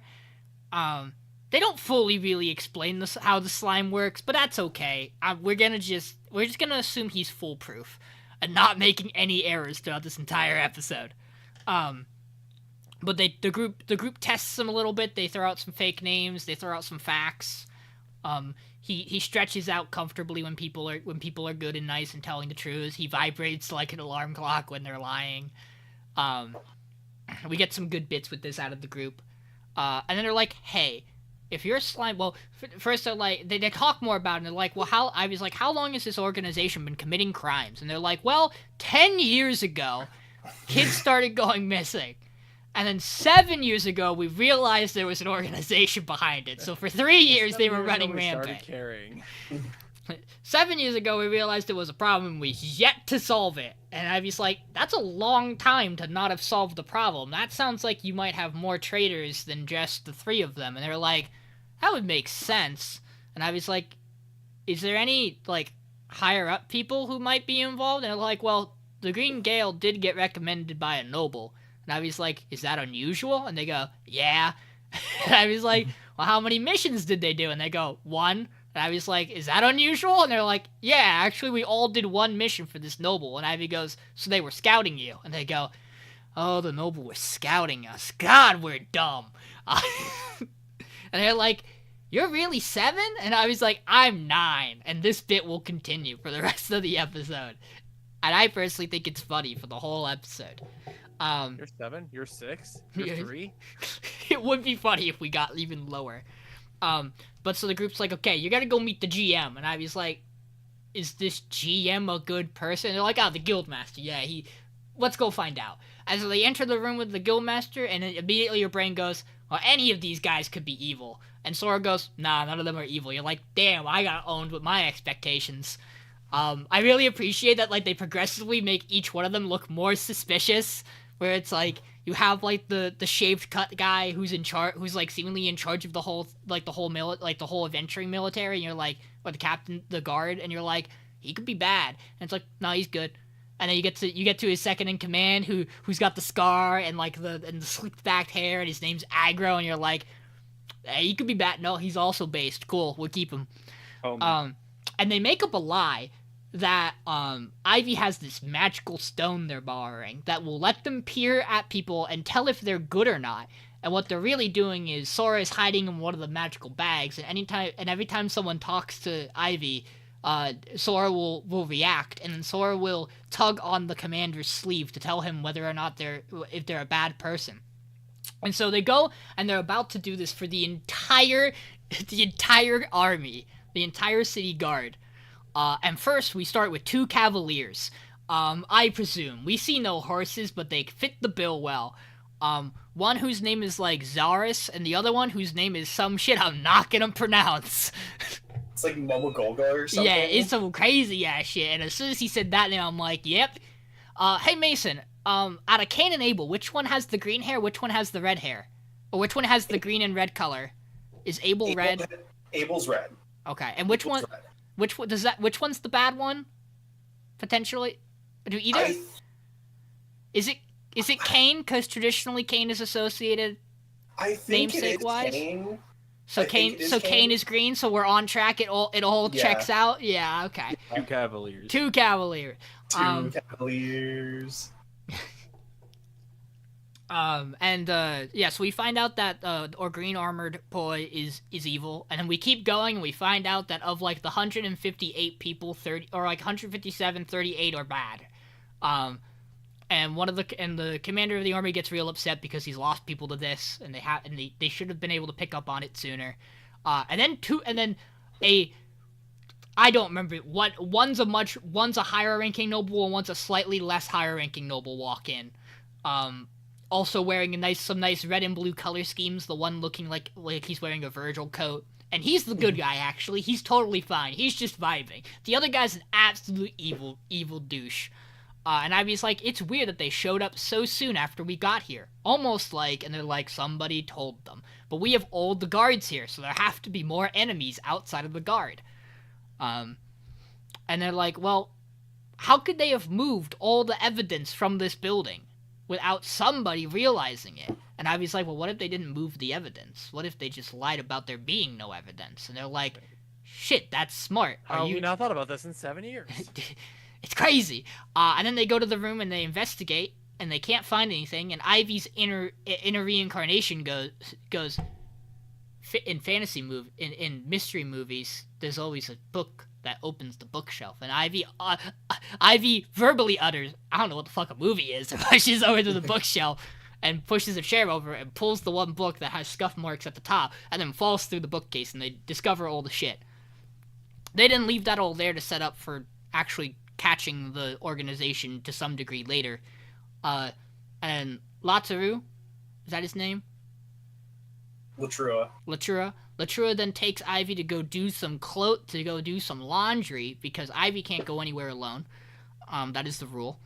And he looks at Ivy and he goes, hey, I don't mean to make assumptions or accusations, but are you actually a dude? And Ivy goes, oh shit, oh god, and starts crying, and he goes, no, please don't. That was not the intention of the question. And Ivy's like, but I had the chance to tell you and I lied. And he's like, no, this is good. You should not tell people you're a girl. This would go so much worse for you if people knew this. In fact, I really don't want you to tell people. I'm going to pretend we never had this conversation. And then the Green Gale walks in, and they're going to go have sweets next episode, and it's going to be fine. Nothing bad's going to happen. Uh-huh. Yeah. All 5 of them. I think this episode's really cool. I think this is, like, a really neat, like, building up to, like, a major moment. I think it pivots into some really serious moments with the guards that are nice. I don't know, I like this episode. I like this show. Out of the shows this week, I felt the same way about this as I did Dungeon Meshi, where I thought they were both really, really good. And then I had 2 shows that I thought were basically fucking outstanding this week, and I can't wait to talk about the one of them, because apparently we have split opinions a little bit, maybe power ranking, funny. Sign of Affection being one of the shows that I thought was fucking incredible. But yeah, I like this week. I'm excited. We're building up to the end of this arc, which will probably end next week's episode, and then we'll have like a 2 episode style thing where they close out the season on like moving to the next location probably. It'll be a nice little time. Show's good. And this episode was sick. Yeah, I do really. Where to start? But yeah, I think the stuff with like the Latru and Ivy with the in the laundry scene, the like Ivy immediately breaking down when asked the question, not even be able to like give an answer. Latru was like, "Oh fuck, okay, that's a topic I don't talk about. Okay, we got it. We're getting somewhere here." I really like the banter between like the whole group of them at the beginning with Sora, because they're just a bunch of fucking goobers. Mm-hmm. Oh god, I didn't mention this during Sign of Affection. They fucking use the word goober in the dub. She just calls Itsuomi a goober in one scene. It was wonderful. Yeah. Yeah, no, she calls him that. That's also in the sub, I think. Okay. Again, I didn't watch it sub. That just isn't something I would feel would translate over. We get a couple odd verbiages this week in the sub. Cringe. Super cringe. Tamer's just good. This is hard for me to like talk about because I just enjoy it. I think it's just a really good group of characters that doing cool things. I think his world's really neat. I will say, as someone who watched the dub for the first time this week, I was surprised. I was jump scared by the dub when Mason was watching it. Scare. I really liked what they do for Ivy's voice in the dub. Because in the sub it is just kind of a straight child voice. In the dub, it's a lot more of like, you really get the sense that there is another person in there because of like the way she uses words in a way that's like some of the sentences don't feel like they come out supernatural all the time, and it feels intentional. It doesn't feel like it's bad voice acting. It feels like it's a choice to like There carry might the also lines be a that thing way. in the sub, but we just don't speak. Yeah, maybe. Yeah, but like in the sub, just like reading it and hearing it doesn't sound. It all flows and sounds like it's not that, but it was something that was visible in the dub. That was cool. From joining you guys with it. I also appreciate listening to the dub, and that if I wasn't looking at the screen and if I had not watched this subbed, I might not be able to tell which of the large muscular men were talking during some of the moments, which my brain goes, yeah, that's how fantasy is, being a DM who uses a slightly different voice for every slightly different large man. I'm like, this is me trying. There's a difference between the guildmaster, the captain of the guard, and the captain of one of the adventuring squads, and the captain of another adventuring squad. Figure out who's who. Voice lineup. You can call me GM. What a fucking silly thing to do with the character. That's how I introduce myself to my friend. You can call me DM. I'll talk since I do have this in last. It's not that I dislike this show, because I do. Something needs to be at number Something needs to be at number 6, and just overall, while the show is pretty and it does things that I do like, it's also like the show that does the least out of any of our shows, I feel. Yeah. Aside from the show that is actively about not doing anything. Which, yeah. I also like. There's only so far for me that you can pull the no one thought about this thing. Before I'm like, okay, everyone's a fucking idiot. You can't just keep using this. Exactly. Because the idea of no one in this entire 160 person plus group thought about, we have this issue and no one, and like we never are able to get them, and there's constant leaks. I wonder. Or, this one noble took you all out and was looking at how well you did, and then talked to them later. Like, it makes sense if no one ever sat down and had the conversation, but with the way this group is, you're like, no, I feel like you were smart enough that you probably could have. Like, one of you should have pieced it together, maybe. Like, they are not stupid characters. Well, like some of them might be, but some of them aren't exactly like the brightest knife in the drawer, but like they're not dumb. No. Yeah, I definitely give it some leeway. I'm like, in my brain, I'm like, they have other things to also be worrying about, and like in the heat of the moment, like they also don't. Like, is it easy to have that conversation if you don't know that you can trust everybody? Like, if in the back of your mind you're like, information gets leaked, there's definitely probably a spy somewhere, but we have no way to know or figure out how to find out. Like, do you just sit down and try to solve this with someone at risk that you're gonna pull one of the 40-some people who are a traitor, if not more? So, like, on one hand, but it's also, like, the show doesn't give you that. Like, the show doesn't give you that setup to, like, give you a background justification for why they haven't gotten here. Like, you would have to build that out of thin air like I just did, right? Like, you would have to build... So I get it. I get it being like, I don't know about that, Chief. Yeah. That's definitely not... That. Trust me, I'm gonna have a slightly less important nitpick about something in a hot minute. And that's about a show I also like. Not yet, though.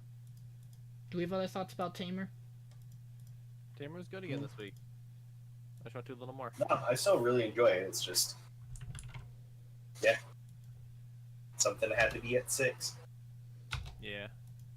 Speaking about something that has to be at 6, John, is this you or is this Michael? This is Michael. Oh, Hokkaido first. Hokkaido girls. That's me. Yo, so those Hokkaido girls. Right, in the sub she says cray cray. Sorry, I just remembered the screenshot. I don't think it's... Do they say that in the dub? They do. Oh, they do, yeah. No, yeah. She goes, oh my god, it's totally cray cray. You guys are here or whatever, right? Oh. Hokkaido. But yeah. So this episode, it starts off as... So it's... The setup is that it's White Day. Or White Day is how to happen, at least the first half of the episode. Which for the whole 0 people in the audience who don't know what White Day is, I imagine most people who watch anime have a general idea of what White Day is. It's essentially if you don't Valentine's watch romance, you don't know what White Day is. Fair. So in Japan, Valentine's Day happens in February, and it's when the girls give the guys chocolates, candies, etc. And White Day is when they flip it. It's the guys giving to the girl. That's White Day. But it's also just gifts for White Day, yeah, right? It's gifts, and it's also like it's like I like the way they set it up here is that it's like thank yous for things from Valentine's Day. Yeah. Yeah. But yeah, so if people remember what happened during Valentine's Day, some guy with red hair decided to be an asshole. And his name is Matsuo. Yeah, something like that. Yeah. And so the first half of this episode, and even portion of the second half, focuses a lot on him, because the first half is him going, "Okay, Tsubasa, I was an asshole. How do I say sorry to them?" Because he doesn't know what to do. Because he feels really bad for what he did. And Tsubasa straight up goes, "Just say you're sorry. These are 2 very reasonable people. Or at least one of them." Kind of based. Kind of a based take. And Matsuo goes, "God, you're so fucking smart." It's really dumb scene. Matsuo's a fucking dumbass. But yeah, how did you get so good at this? So yeah, and then also we have a scene with Tsubasa making crackers or cookies or whatever it is with his grandma, because it's something she had made for him when he was young, and it's cute little scene. They're making food, which she is surprisingly okay with. Well, yeah, it's White Day. I don't know. I mean, no, but you gotta. He did get the top 10 or whatever. Yeah, which, So fair. like at this point, I think she's come to just accept he's gonna get shit.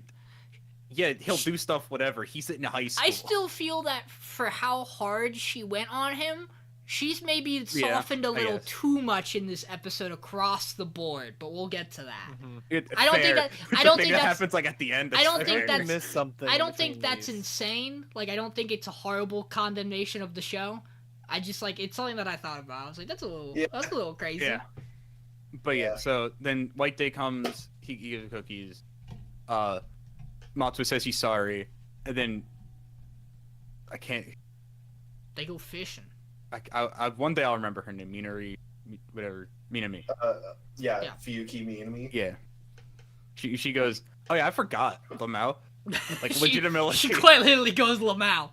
And then Akino goes, yeah, I guess so.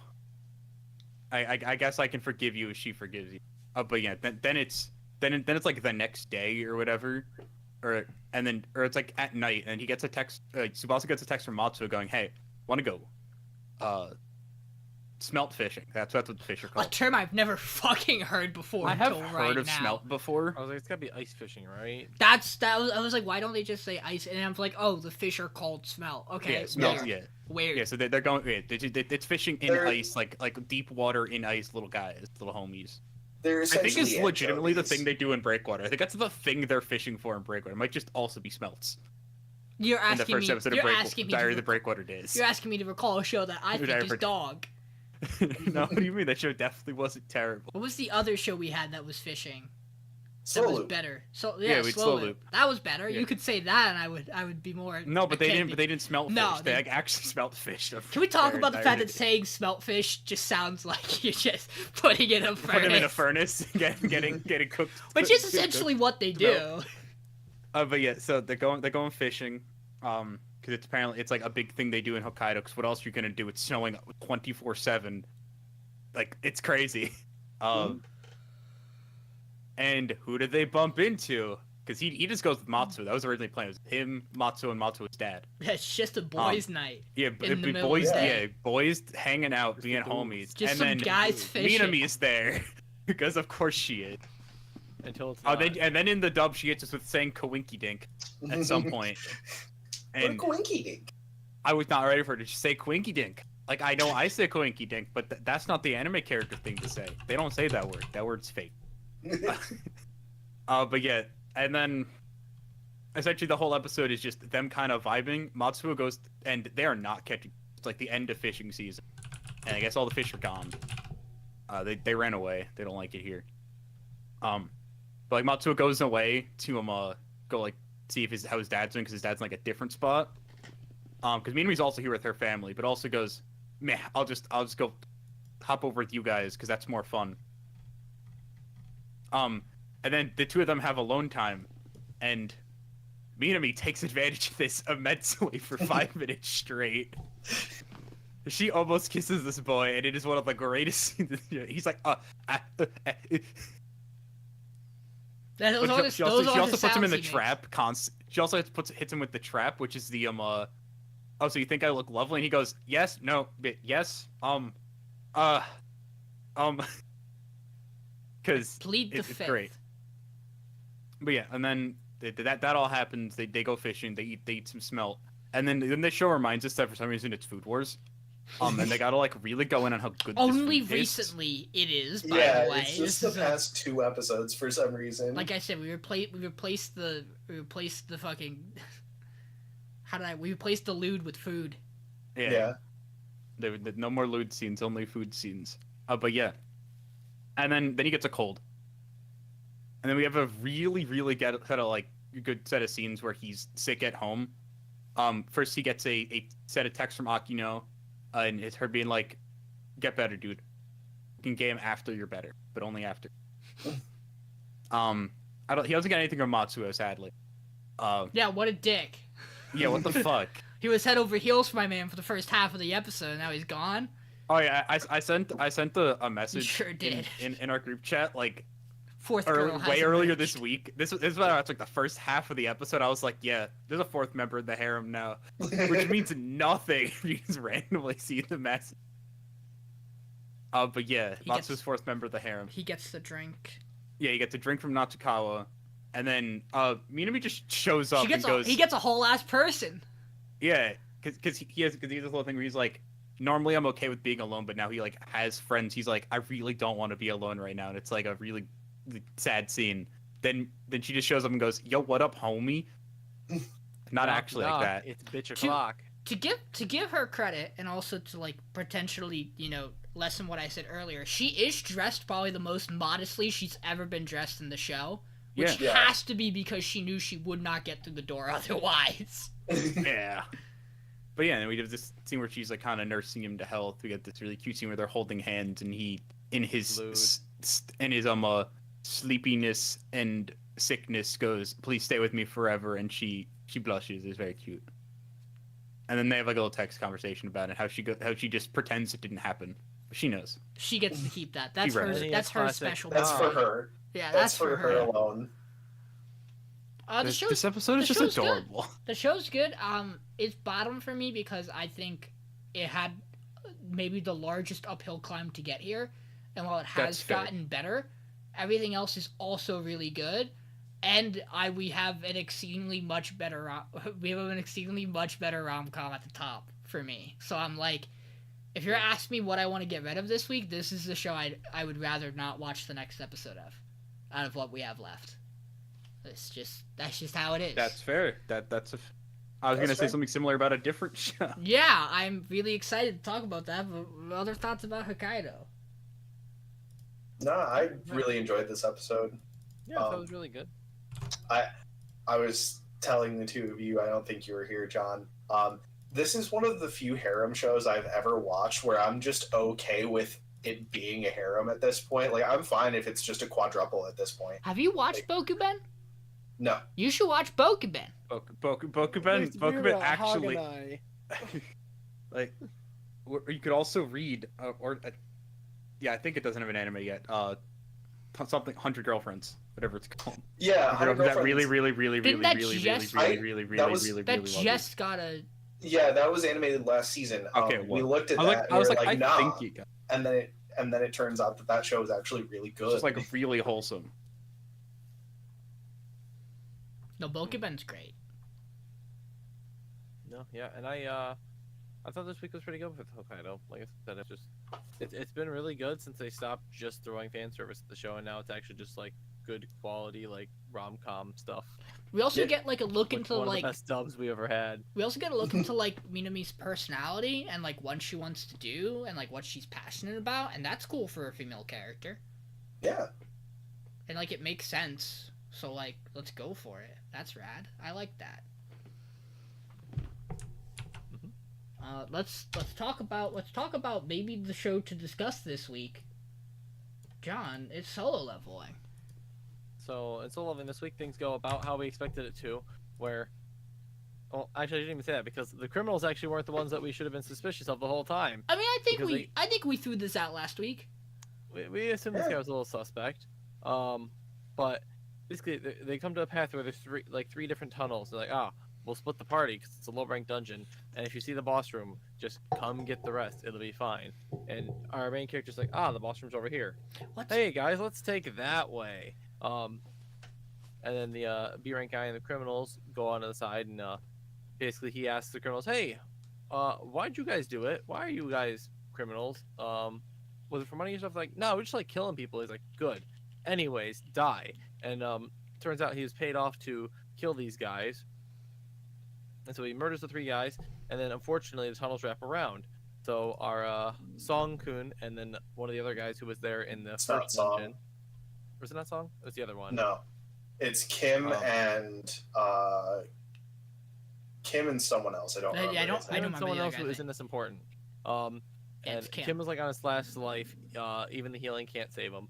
And then the other guy's super fried and dead too. He's so fucked like, hey, up. why are we killing people here, dude? You could have just left it to criminals and just been like, if you say something, I'll kill you. But I mean, hey, no loose ends, right? And so, finally, Kim's like, hey, I gotta beat this guy. And picks up the sword, and he's like, you're a mage class. Are you stupid? You mean Song? Did I This literally one's flip them yes. together? You flipped them, Yeah, yeah. this one's Damn it. Song. Either way, No, it's fair. There's a lot of characters with No, Korean there- names that are To be hard to fair, remember. if there is a show to get the people's names wrong, it's the manhwa. yeah, either Yeah. way, our C rank hero tries to fight the B rank stealth assassin, cannot win even with like the tricky with the magic and stuff. And so our main character here is like, all right, let me tap in here real quick. Quest activated. Ah, you fucked up, brother. Basically, starts fighting him, makes him use his special skill where he's super undetectable no matter what. In which the quest marker pops up of like, defeat this guy or die. He's like, you fucked up. You triggered the system, man. You put, you got Hey. one over on me. Sorry. Hey, buddy. Gotta kill you now. Hey, buddy, what? The system? What the fuck are you talking about? Gets System, what do you obliterated. mean? Wait, why is he super strong now? Wait, why can he see me? Wait, that's not fair. He can Wait, heal? why does your dagger poison? What is that weapon? This is bullshit. He's like, let's just say that I get stronger as I defeat things, and we'll go from there.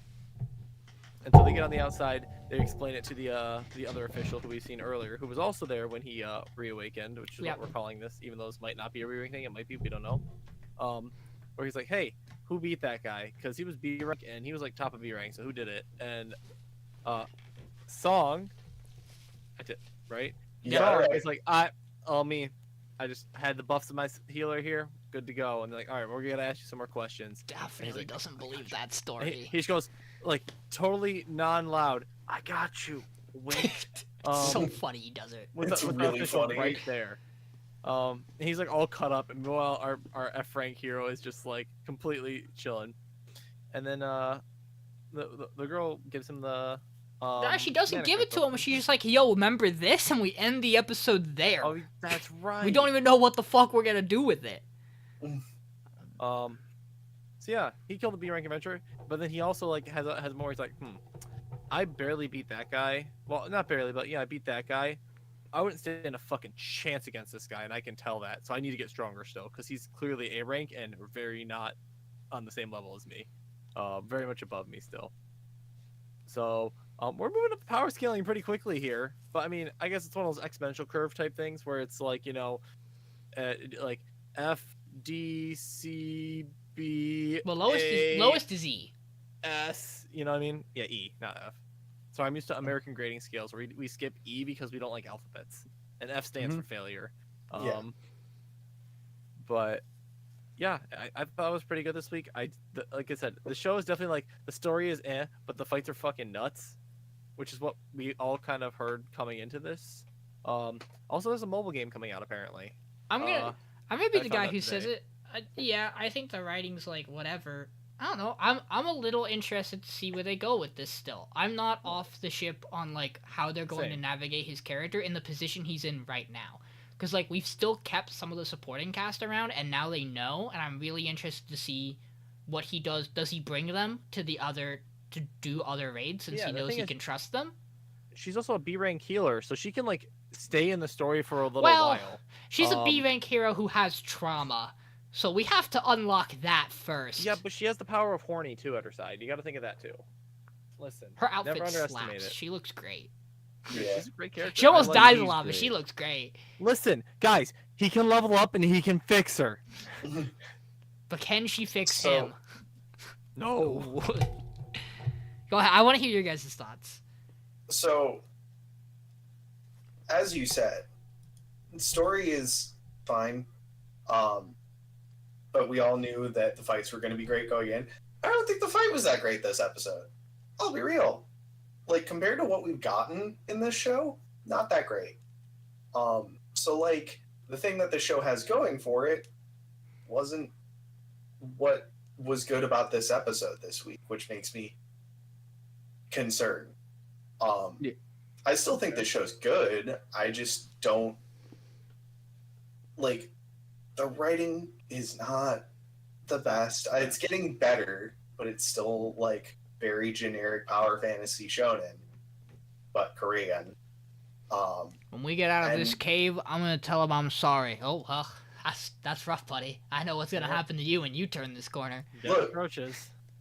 Look, Death we knew flies. that man was dying last episode. They showed that man's family. He's dead. Daddy, are He you was dead from that strong? fucking Not strong second. enough. Hope Yeah. you got that nice insurance policy. I don't know. Yeah, So so it's fine. I think everything above it is better I don't know. to me. I like the fights this episode. I thought the fight with Song and him was really cool. I thought they did a good job of like because he isn't full high speed turned on yet. So like those are actual like real connecting, sword to dagger fights. And I think that whole section with Song is really cool. And I think when you amp it up, it's like I don't think there isn't any particular fight of the shot of the fight that I think's bad. One exception, but I'll talk about that. I don't think, and that's not a fight pick. This is just a shot problem I have with it. Because I know why it did it, and I think it's a dumb decision, and they shouldn't do it. But I think the fights are fine. I really enjoy the thematic visuals they do with everything. The eye colors, the facial distortion. I think it's cool. I like it. I'm down. I'm willing to still give it a while. The thing I don't like is they do 3 or 4 shots in a row that are manhwa long style panel shots that are very the characters are going this way, full body shots, and it looks bad. I don't like it. And I know that it's almost assuredly because those are full panel shots in the manhwa, like full page, and they're like, yeah, we'll keep this structure for it. I don't think it looks good, and I don't think they should do it.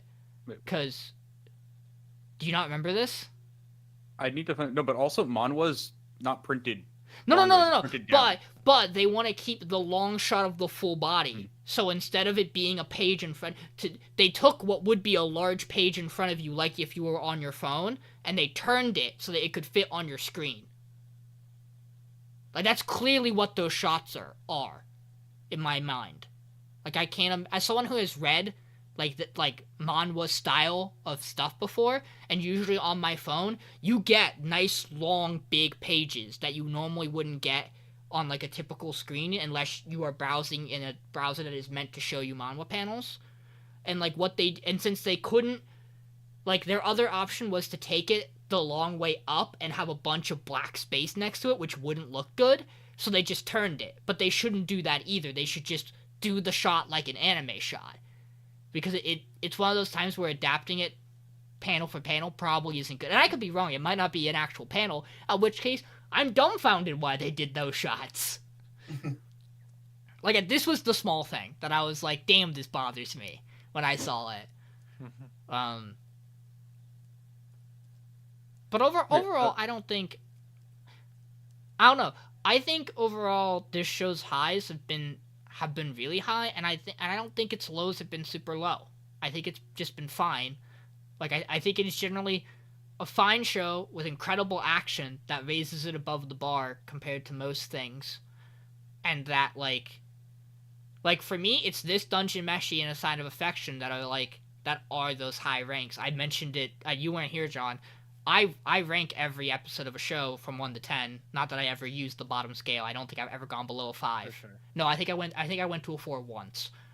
There are some shows that deserve those really low Crazy ratings. that we pick good shows most of the time.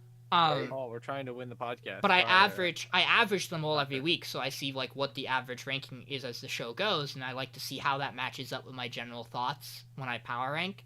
And at the end of the week, of does that seem like it was does my brain match the numbers on how I feel about the show? And usually it does, which makes sense. And as of the end of this week, as of the end of episode 9, 3 shows all have a 9.1 average, which is Sign of Affection, Dungeon Meshi, and this. Because, this show has episodes that I think are 10s. I just think they're good, full, go-on, head-in episodes, and then it has some episodes I think are 8s. And, it balances out to match with, Dungeon Meshi is mostly 9s across the board, whereas, Sign of Affection has a couple of 10s in there and a couple of 8s for me. And, these all average out to, a solid 9 at this point in the show. I don't know. I don't think this is Solo Leveling's time to go. Does it deserve top 3? I don't know. Well, I think maybe out of what could be considered to be the main contention for top 3, this is maybe the biggest if something was going to get butted out, I feel like it could be this. Out of an expected, if you went into this season and you said, what are the top 3 gonna be? Like, I think we realistically probably could have told you the manhwa that everybody says is fucking incredible action-wise, Solo Leveling, the manga that is critically acclaimed to be a nice fantasy, you know, fucking dungeon crawl with cool food, Dungeon Meshi, and a romance show that has a lot of people talking about it like it's going to be fucking incredible, A Sign of Affection. Like, those were maybe the 3 picks you could do off the bat that you might feel comfortable going with. These are safe bets. And I think, if anything, I think Solo Leveling is the one that could get butted out for us as a group. But we'd have to see if there's something that gets over it. And if we can come to an agreement on that, that'll be the more difficult thing, I think. But yeah, The wheel is calling. But yeah, so perhaps. the thing with the fight scenes, the things with Park, isn't it? I don't remember. One arm guy. That was a really good fight. Song. I like that. Yeah. Song. Oh, yeah, 'cause it's Song and Kang or whatever. Kim. Uh, Yeah, Kang's the other guy. Yeah, Kang's the assassin. Yeah. Like, I think the Song fight is really good because you got to see Song like do something. So you didn't really see him do anything in the first episode or the first like 2 or 3 episodes when he was there. Ranked hero, or Like he that, was hero. like that was really cool to see. I liked seeing him do like also because we haven't really seen like magic uses outside of Guy throwing a ball of wind at Jinwoo the one time. But like the first half of Jinwoo's fight with him is just a bunch of sword clashes that just happen as there's not a person on screen. It's just a bunch of white sword flash, and like a bunch of still frames of them. But like the scene where he activates murderous intent, that shit goes fucking hard. That like 20-30 second stretch after when he activates murderous intent goes absolutely fucking wild. I love that. And my thing with the show, is that we have another action show this season. Dungeon Meshi's not exactly an action show, but it does have a lot of action, and it's made by Trigger. Yeah. And I think Dungeon Meshi's just a better show. So if I'm gonna, That's I fair. like rom-coms. So if I'm gonna boot one of the we have doubles, I'm booting out the action show first. It's like also Hokkaido's my show. Can we agree that And Trigger you is like so and you like Tamer. So it's Yeah, like and you I love don't Tamer's want great. to boot the double general fantasy show out. Like No, I get it. think I mentioned this when we were just sitting in call earlier. Yeah, I probably should put Tamer lower than 3, but I don't care. I want to put Tamer at 3. You really like it. I get it. That's fair. Yeah, that's good. No, I get like it. it's. I don't know. There are enough. I think a lot of I think there's enough small things that I think are really interesting that I want to see play out still and see if they address in the coming episodes. Like to call out the main character on, oh, you've killed someone before, and for both the other characters to be like, what? That's not. And then there's a little bit of rationalization of why he might have done that, and then for them to still have his back afterwards is really interesting. Because I think that makes them not just, by the book, oh shit, he's killed someone, he's bad. Like, and I appreciate that in the context of this show, which is fairly complex on what's good and what's bad in the moment, because you know what? If this B-rank assassin would have just killed the prisoners, I wouldn't have given a shit. It would have been a real tough sell to make me feel bad about that. On the other hand, he killed 2 people who are honestly innocent in the matter. That's where we got to start drawing a line. I don't inherently think that our main character's done anything wrong with any of the things he's done. Has he maybe gone a little far sometimes? Maybe. I'm interested to. There are bits that I'm interested to try to understand. When he gets into these fights and he's like, now I've killed an emotion. I'm interested in what that's building to. Sick, yeah. Like, those are interesting lines to deliver that we don't have the full explanation for. And again, I just, the show has a fucking bomb-ass score because it's Sawano. So, like, True. that also gives it to it. So it's like, I'm still in on it, for me personally. Not like I'm not. I watch Metallic Rouge, and I do plan on watching Fluffy. I want to continue to sound. Yeah, I just don't see this being in my top 3. I'm still in on it as a potential top 3 candidate for me personally. And maybe that's just and maybe there is a little bit of I think if we don't get it to top 3, that might not be the right thing to do for it, considering what it is. But, I mean, we've had critically acclaimed stuff that does not get anywhere near that level. Cough, cough, noblesse. Cough, cough, us voting off Uncle first week, well, that was like True. the second or third Yeah. most loved show of that season by the general anime community. Yeah, They're we also wrong. voted all They're like wrong. art Which one? pretty early. Dangers in My Heart we got rid of pretty early. Yeah. No, Yeah. Dangers of It My Heart, should the have been general better. consensus is that it has a really bad start. Yeah. And then, but Yeah. then you break past that to just the point It's- where they stop being really weird. It's almost like Nagatoro wouldn't work on this podcast, but overall Nagatoro is a really good show. Once you Yeah. fight through some of it, it starts being like absolutely incredible and like an actual And then nice romance. Nagatoro. But getting Yeah, through the like- first bit of Nagatoro is rough. Yeah, Those like first you two could see episodes that are with- real bad to get through. Well, you can see that with Dangers of My Heart too, Yeah. where there was the bit at the end of the third episode where you're like, this might have something, and then we voted it off. And it makes sense. Like Uzaki-chan might be a good show. I won't know. I can't John get didn't through. didn't get to that point. Nope, I wasn't. He wasn't given allowed to. I had to suffer through worse shows. Crazy. Let's I think we're good. Let's talk about our last show of the pack. Mr. Villain, I get to talk. Hey, did you know that beans have the power to drive devils away? Yeah. So this episode Bean. starts where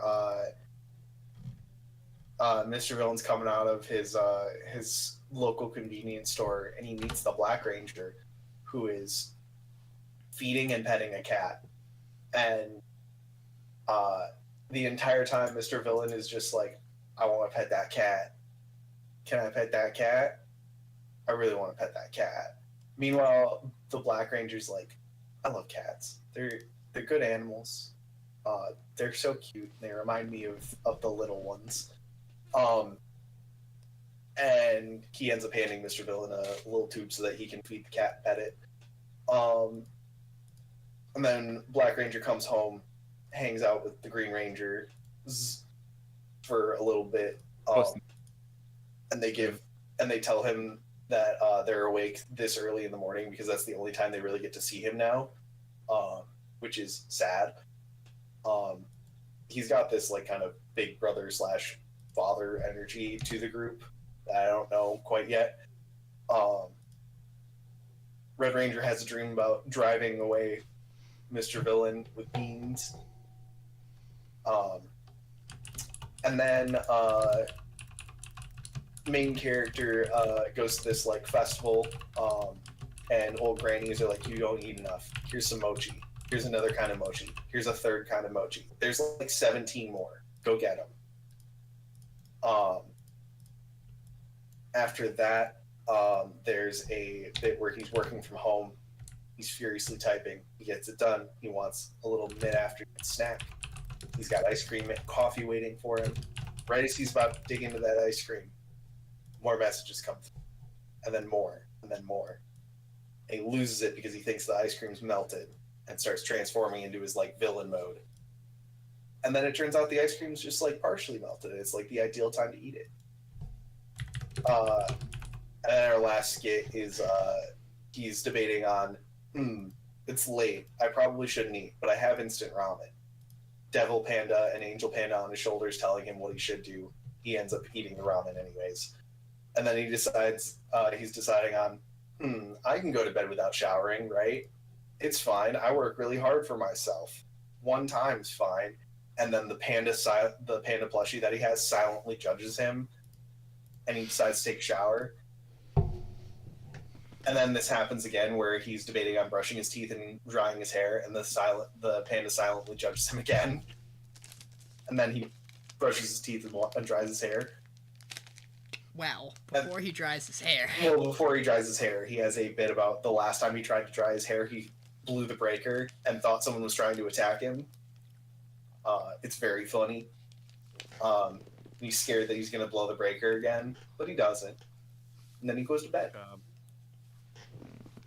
Can we express that there is something about this show that is, every time that something weird happens or that is like a flaw of human civilization, he immediately goes to the conspiracy that the humans are doing it on purpose to ruin his life, and I think that's great. It's really funny. He's like, I can't believe the humans tripped my breaker. How could they? Who did this? Are they hiding in the sewers?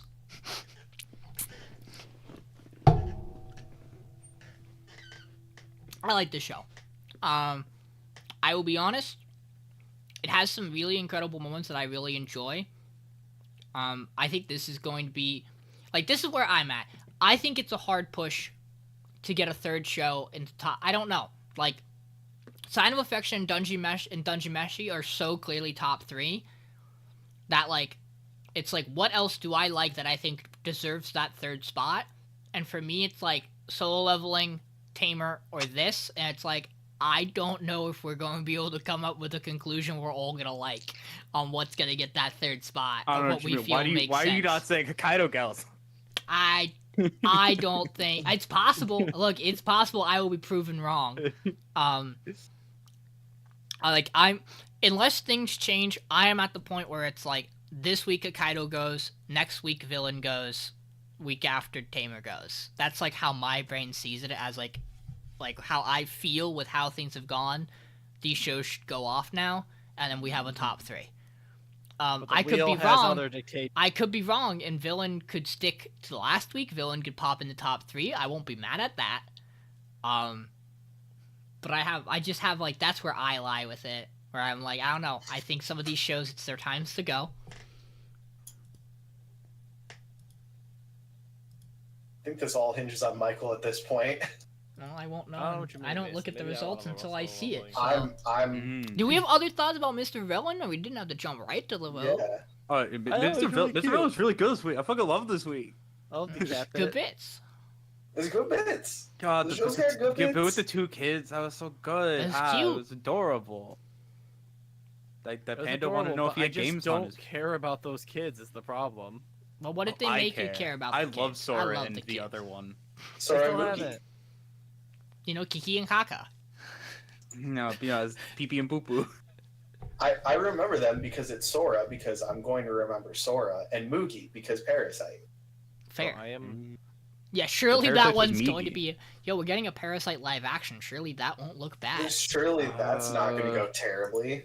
Like every other live action anime adaptation ever. By the way, we talked about this because Michael posted in the chat. I'm so excited for next season when Kaiju number 8 hits, and I have to hear people talk about how they don't like One Republic, and I get to tell them to go screw off because they rule and their songs rock, and that ED's I gonna legitimately slap. don't think One Republic has released a bad song. It's just that people look at it. It's not that have gotten popular. People Every look at band has them- had bad songs. People look at them and they're like, "Oh, general pop music, bland nonsense." And it's like, have you listened to like an actual But album? have you listened to Secrets? Secrets goes fucking hard. That song's a banger. The entire native album rocks, and like only 2 songs off it got popular, and one of them has a dope ass remix. So like, I don't know what you want from me. Fuck it, we ball.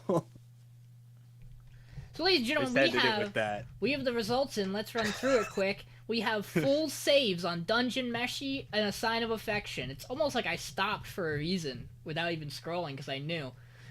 We have 1 slay on Tamer and Hokkaido Gals.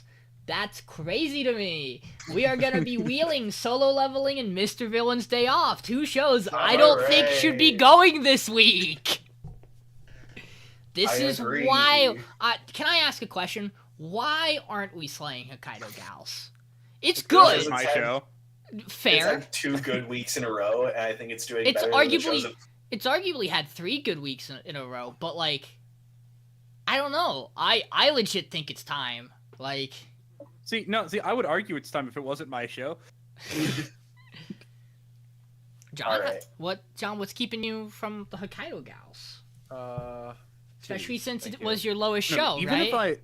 if I had also voted Hokkaido, No, I did think that Villain's change my anything? lowest. Because I have the thing closed. I did Villain. Yes, it would have. No, No, it would I have do- put 3 things on the wheel I instead. believe Villains was my lowest. Wait, Actually. Oh, But- these all have exactly 2. Yes. These both have 2. All right, we ready? No. So let's run through this really quick. Is The it wheel stabs. the Wheel wheel stabs? stabs. Okay. Alrighty. Yeah. It's Solo Leveling. My show stays. Rest in peace, Solo Leveling. Oh, this guy stinks. We're gonna hear about this from people. That is Yeah. that is for sure. And look, I was the one who pointed out that I think the show doesn't have good writing. You know, and I have not necessarily been an avid defender of the show. I just still think that its quality is like there is a level of like quality I think that show has that like I don't think it's a vote off. It's a vote off. I don't think it's our seventh I show agree. off the podcast. But that's me. But I mean, hey, John, I'm sure you and I are the two who didn't put the sleigh on it. So, for what it's worth, I didn't slay Mr. Villains because I don't think it goes this week. I think it is a much better show than some of the things we have. Maybe Tamer should have got another sleigh. It's my show and I like it, so I wasn't gonna do that. I could have stabbed something else, but I thought 2 on the wheel was plenty. Well, what, you probably would have stabbed Tamer if you were gonna add That's another? okay. I probably would have stabbed Tamer. Because it was your next lowest after. And then maybe Hokkaido, but probably just Tamer. John just puts 4 things on the wheel. No, fuck Every it. show that's not mine is on the We wheel. ball. We hit 6 shows. I'm gonna. Everything. You just slay everything. Everything on the goes. wheel. Chaos. Yeah, so we're gonna look. I will be excited to keep watching and to hear if at the end of the season we think this maybe wasn't the right call. But hey, the wheel is final. There wheel is no decides. undoing it. There were choices we could have made to change this. It's just we all withhold those choices. I mean, I could have voted Hokkaido. There still would have been those Listen, 3 as long shows as on the the wheel. satisfaction is here at the end. That's all True. that matters. Well, I think you're gonna get the top 3, John. And now I can watch I the don't- solo leveling, which is even more hype. You know what? I think everybody who That might show's be the one mad. that tickles your balls the most. for the Everybody, next episode, let's be everybody who honest. might be mad about this, yeah, I think they'll be happy to know that now I can just binge solo leveling and talk to them about it. I'm sure they're gonna love that. That'll actually be good news for them. They'll be like, yeah, but then I can almost assure you Dylan's gonna look at me and go, what do you mean you voted solo leveling? Sean, do you understand how good that show is? I'm gonna be like, Dylan, It wasn't do me. you You think it understand how has good good these other writing? 5 shows are. he doesn't. And I'm not gonna be able to convince Yeah, him. you should go, Dylan. But listen, Jackman voted Vivi. He did do that. True. To be fair, And Dylan, Tommy never watched any of Dylan- Taiso Samurai, and it was in top 3. Okay, no, that's Hey. because he joined that season halfway through. Same with me. I don't think he watched a single episode of 243, and I think that was his show. yeah, That's funny. it's so fun. Which It was to, like to something be fair, crazy like if that. there It was a so show you fucking weren't gonna funny. watch, 2.3 is a very good choice to not consume Yeah. that show. 243 wasn't that Something. bad. Could have been better. Well, yeah, it I could have been. finished it. I don't but know, like it finished Could have been falls- Haikyuu. It falls in the same field to me as Remain. Mm, I why think is that a thing in? Why is that plot point a thing in sports shows specifically? I mean That's the pressure, thing. Yeah, I mean, I Under guess, but pressure. like, not in that Taiso. way. It's okay. On the bright side, with less. Hey, shows Mace, to have you watch, seen now I have more Taiso time to Samurai? spend Finish I'm playing not. through the. Damn, you should. Hey, Taiso's did you know that? Hey, what season was Taiso with? it was the same season as BB in '86, wasn't it? No. No, was that No, JJ? it Was that JJK Yeah, it and was JJ. and Was Akadama? that JJK Akadama? It was the JJK Akadama. No, yeah. there's no way Holy- that was JJK and Akadama because there's no way I had 2 shows in top 3 and got a tie out of it. Don't tell That's me correct. that. I'm gonna be That's- so mad. Hold on. No, that That's was what absolutely happened. what it was. I can That was check. absolutely that season. No. Okay, while Sean's checking though, any y'all excited about the Stardew update though? I've came out this never week? played Stardew. I'm so excited. Once me and Amber. See, No, like, it people can't. who like It Stardew, Takes Two. I We're will starting let a new you enjoy playthrough of Stardew. and I'm so excited because I haven't played Oh that game in a my while. God. and I It do was. actually want to try Stardew at some point. It's so fun. It's good. It's a good brain off game. It's one of those Right, games that I feel like I would enjoy it much more with people than I would on my own. I could see that. Yeah, it's more fun Oh with my people for god, sure. it was. How did I It's not? like Final Fantasy 14, Mason. It's just a brain off grind fest. It's good. Hey, Sean, you want to know 14 how is you not did Because I it? was good. against Fucking Jujutsu JJK. Kaisen. Because I was against JJK. Listen, if you play Stardew like me, it's not a brain off grind quest either. You got to min max that Well- farm time. You know what Well, this? so for 14, I play 14 for the story. I don't play 14 for the MMO. Like it's just for the story at this point. What was the drawback to Taiso that had it cemented in 3rd for everybody? There was something The fact that it everybody but wasn't- me hated. What do you- It's the fact that it wasn't Jujutsu Kaisen or Akadama. It wasn't in action. No, but it had like a particular thing that everyone latched It was onto the for its fucking reason. bird. No, it wasn't. No, I love Big Bird. Big Bird, my Big homie. Bird We wasn't hated the. the bird. There was like a particular plot point that they were like, "This is dumb." In relation Was to that one of the seasons that had 5 people on it. It had 6. It had 6. Because we dropped It, one and we it gained two. realistically had 5, but it had 6. So We had 'cause we had an average of 4 people on the episode normally. Because that's when we went, we're gonna do this day. Because it was And everybody. then people just appeared if they could. It was everybody picked 2 shows, and there were 6 of us. And my 2 shows made top 3 that season. Okay, let's go look. Sean, what season was that? That would have been If you have the thing. fall Fall. 2019. Yeah. No, 2020. It would have been fall 2020 because I started 3 seasons later. I know that because winter What was 2021. in fall? Did I pick? I don't know what. 2020. Yep, fall 2020. Here, I can go to the first episode of it and figure out.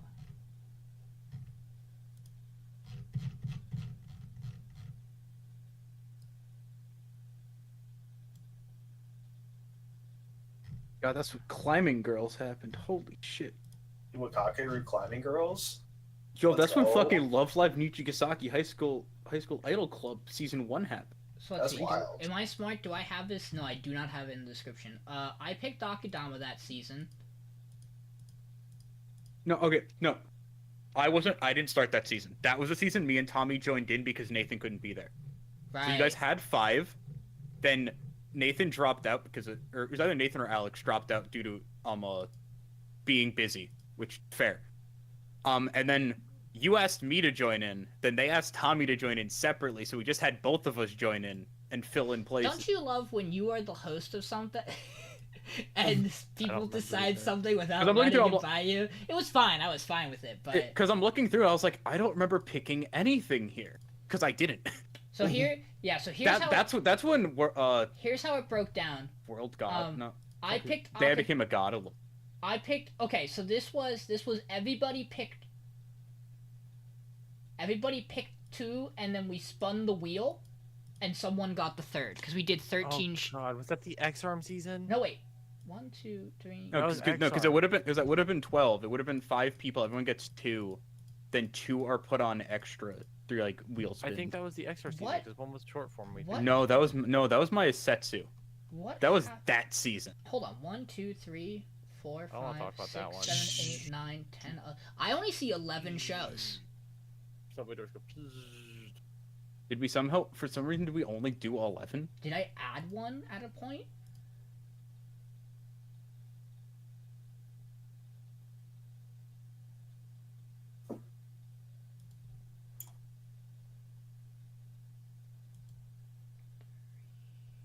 Yeah, because it would have been Jujutsu Kaisen, Tonikawa, Akudama, Wandering Witch, Noblesse. They became a god. My Setsu. My Setsu, the one with the bunch of slimes. By the grace of gods. Yeah. Did we say noblesse? Yeah, I said Noblesse. Iwakakaru. Tonikawa. Yeah. I already said Tonikawa. That's at the top of popularity for the season. Yeah. No, No, we had 11. What the fuck are we doing? I've only counted 10. I ask that Where the every week. fuck? So here's how it broke down. John picked Tonikawa and Maisetsu. The lore. Dylan picked Noblesse and Dad Became a God. Jackman picked Jujutsu Kaisen and Iwakakaru, and then he got the wheel show on, which was Dragon Quest. Oh yeah, Dragon. And then Nathan had Wandering Witch and By the Grace of Gods, and then I had Taiso and Akudama. God, what a banger of a season for me. I've had Hey, worse. Did you know that Maybe. season had 2 Mappa shows in top 3? Crazy. Because Taiso is also Mappa? Nappa. Whoops. I still stand by the fact Akudama was the better show at that point because JJK only had through episode 12. Yeah, but we were never going to convince people that Akudama was a better show, Michael. That was Well, why yeah, it it's tied. because Akudama won though in the end. No, No. right? They they tied. they tied. We may have spun a wheel to see we which did, one we actually did, won, and but it was a and tie. we did, and it was JJK. No, we didn't. No, I'm pretty sure it was Akudama after the I wheel. thought JJK should have won because it just Akudama. I think. No, fell off, but... here's why I know this is the JJK case. first 12 hunks. Is because I didn't want to give the tie because I didn't want to be biased in my favor, and Jackman was fine compromising. I'm pretty sure. Maybe I'm misremembering. I can almost assure you that if I had won by a wheel spin, I would not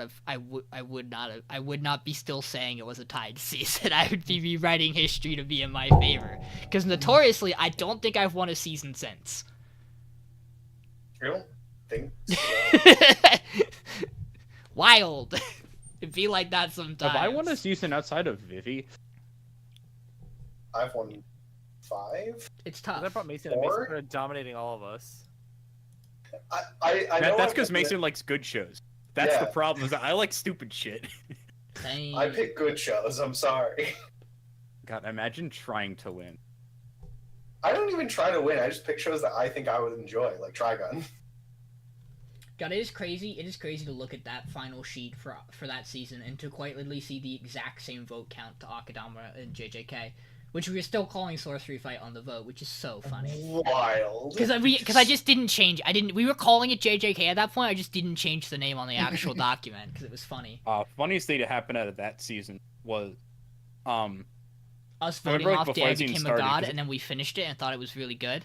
No, the fact that before it even started, I remember looking at the list of shows and I was like, ew, Sorcery Fight, that's gonna be dumb. It's a terrible name for a show. Because it is. Yeah. Sorcery Fight's a stupid name. Yeah. And then let's see, that next spring did not happen. And neither did that summer. Because that spring was Oh, was that the one that got cut off? that got cut off by COVID. And then that summer season did happen. I just don't have any of the information for it. That season was... That summer season was... That was Vanitas. That was Gotta High School. No. 2020. Sorry, I'm going in reverse order. Sorry, summer 2020 is what I'm looking at. Okay. So before Any of JJK, these fucking things. before my brain is JJK, toast, that yeah. was That season did happen. Summer did. that was Misfit, Gotta High School, Decadence. Did I win that season too? Did I take that with Decadence? I feel like I. Gala High School was not in the same season as Decadence. Yes, it was. Did I not watch Gala High School with you guys? No. No, No, that was No, me, 'cause- Dylan. That was simply me, Dylan, and Nathan. that was the season before. Yeah, that was the season before you got... Yeah, that was the one Uzaki got voted off week 1 because Did we even get to the end of this Dylan season? I Takuber. thought we did. Dylan's based, you mean? I felt like we I miss did get to the Dylan. end of the season because it was definitely Decadence, Got a High School, Got a High School, and then what the fuck Great did I say? Pretender. No, it wasn't Great Pretender. That was particularly one of the Misfit. Because in my opinion, Misfit and all 3 of those shows deserved it more. I think Decadence. I think I did win that season. I think you might have won that with I think I won Decadence. that with Decadence. And then what? Winner was? Did we even do that winner? The one before that? Yeah, I think That we was did. Pet. So what took that one? That was the Aizuken season. We're still podcasting, by the way. Oh, I know. I Yep. think it's Who fun. knows? Fair. That was id. Id took that one. You also won that No, season. Nathan picked id. That was the thing. Oh, that was- I oh, did that not. wasn't- I I forgot. did not pick That's one of those id. things that it's like it is the most like you show ever, and someone else. Yes, picked it because I was talking so much about how good it would be. because that so, top 3 was id, Somali, Dorohedoro. Dorohedoro. Dorohedoro. Id won that? I'm pretty sure id ended up winning. I mean, I don't have the records to prove that off see, the top of my that head. absolutely should have gone to Dorohedoro, but like, I don't of know. those I three, think that they. absolutely goes to I think they Dorohedoro. both had really good endings. It probably is Dorohedoro. I think id's ending was kind of. I liked it, but I get why people didn't. I just want to. They throw a whole lot of you in like that last So episode, let's a whole see. bunch of hoopla. Winter 2021's final set. See, that was winter 2020 was a funny season. Horimiya Kimono. because that We was had the back top before- 4. Winter 2021, we had the top 4. Oh boy. Hey, do you 'cause guys? you had VV86. Nope, not yet. 2020, Oh, no. This was 2021. Horimiya Skate. Bring Skate. Do you remember the other two? One of the was Wonder Egg in Egg. that set? Yep, because Wonder it took It might have took And dead the other was last. Saints, right, or something? No, Kimono Jihan, the world's greatest fourth. The world's most fourth place show. It ever. sure was. God, it's so funny looking at Winter 2020 because that was before the Renaissance. That was people liking rom-coms on this. Did I? Because that was when science fell in love and they tried to prove it happened. Hold on a minute. And that got voted off week 1. I could probably go back and really enjoy that show, but that was just before. So here's the rom-com problem. times. Here's the problem with old podcast is if I say the phrase Skate the Infinity won that season, your brain might go, so Sean, you won that season, in which case I go, no, I didn't. That was Jackman's show. Yep. This is the problem. Jackman. When I win the season, I don't actually pick the show that wins the season. It's an internal win for me, because that was the Horimiya skate split that has notoriously constantly divided this podcast for many years to come. Yes. I have no idea what you're talking about. Spring 2021, real quick. I think it's fun to do a little recap. We got you. If you're still No, it's listening, really thanks for fun to tuning in. think about. 86 Winter and 50. 2021, that season was the last time Dylan changed his nickname in this server. Because he is still Animal Planet Hater, which was a specifically bit about Heaven's Design Team. Well, what is he done by then? 'Cause what 86? Yeah, his last season was that spring, and then I came on the following season, and that's when we had the two groups. No, Well, was he even on that spring? I think he may have stopped. He may have not even done that spring. No. Because that spring was when we had DJ on. That spring was DJ, me, Michael, John, and Jackman. Oh, it was Jackman, yeah. Because I knew that one had yeah. DJ because that was when Saints happened, and Yeah.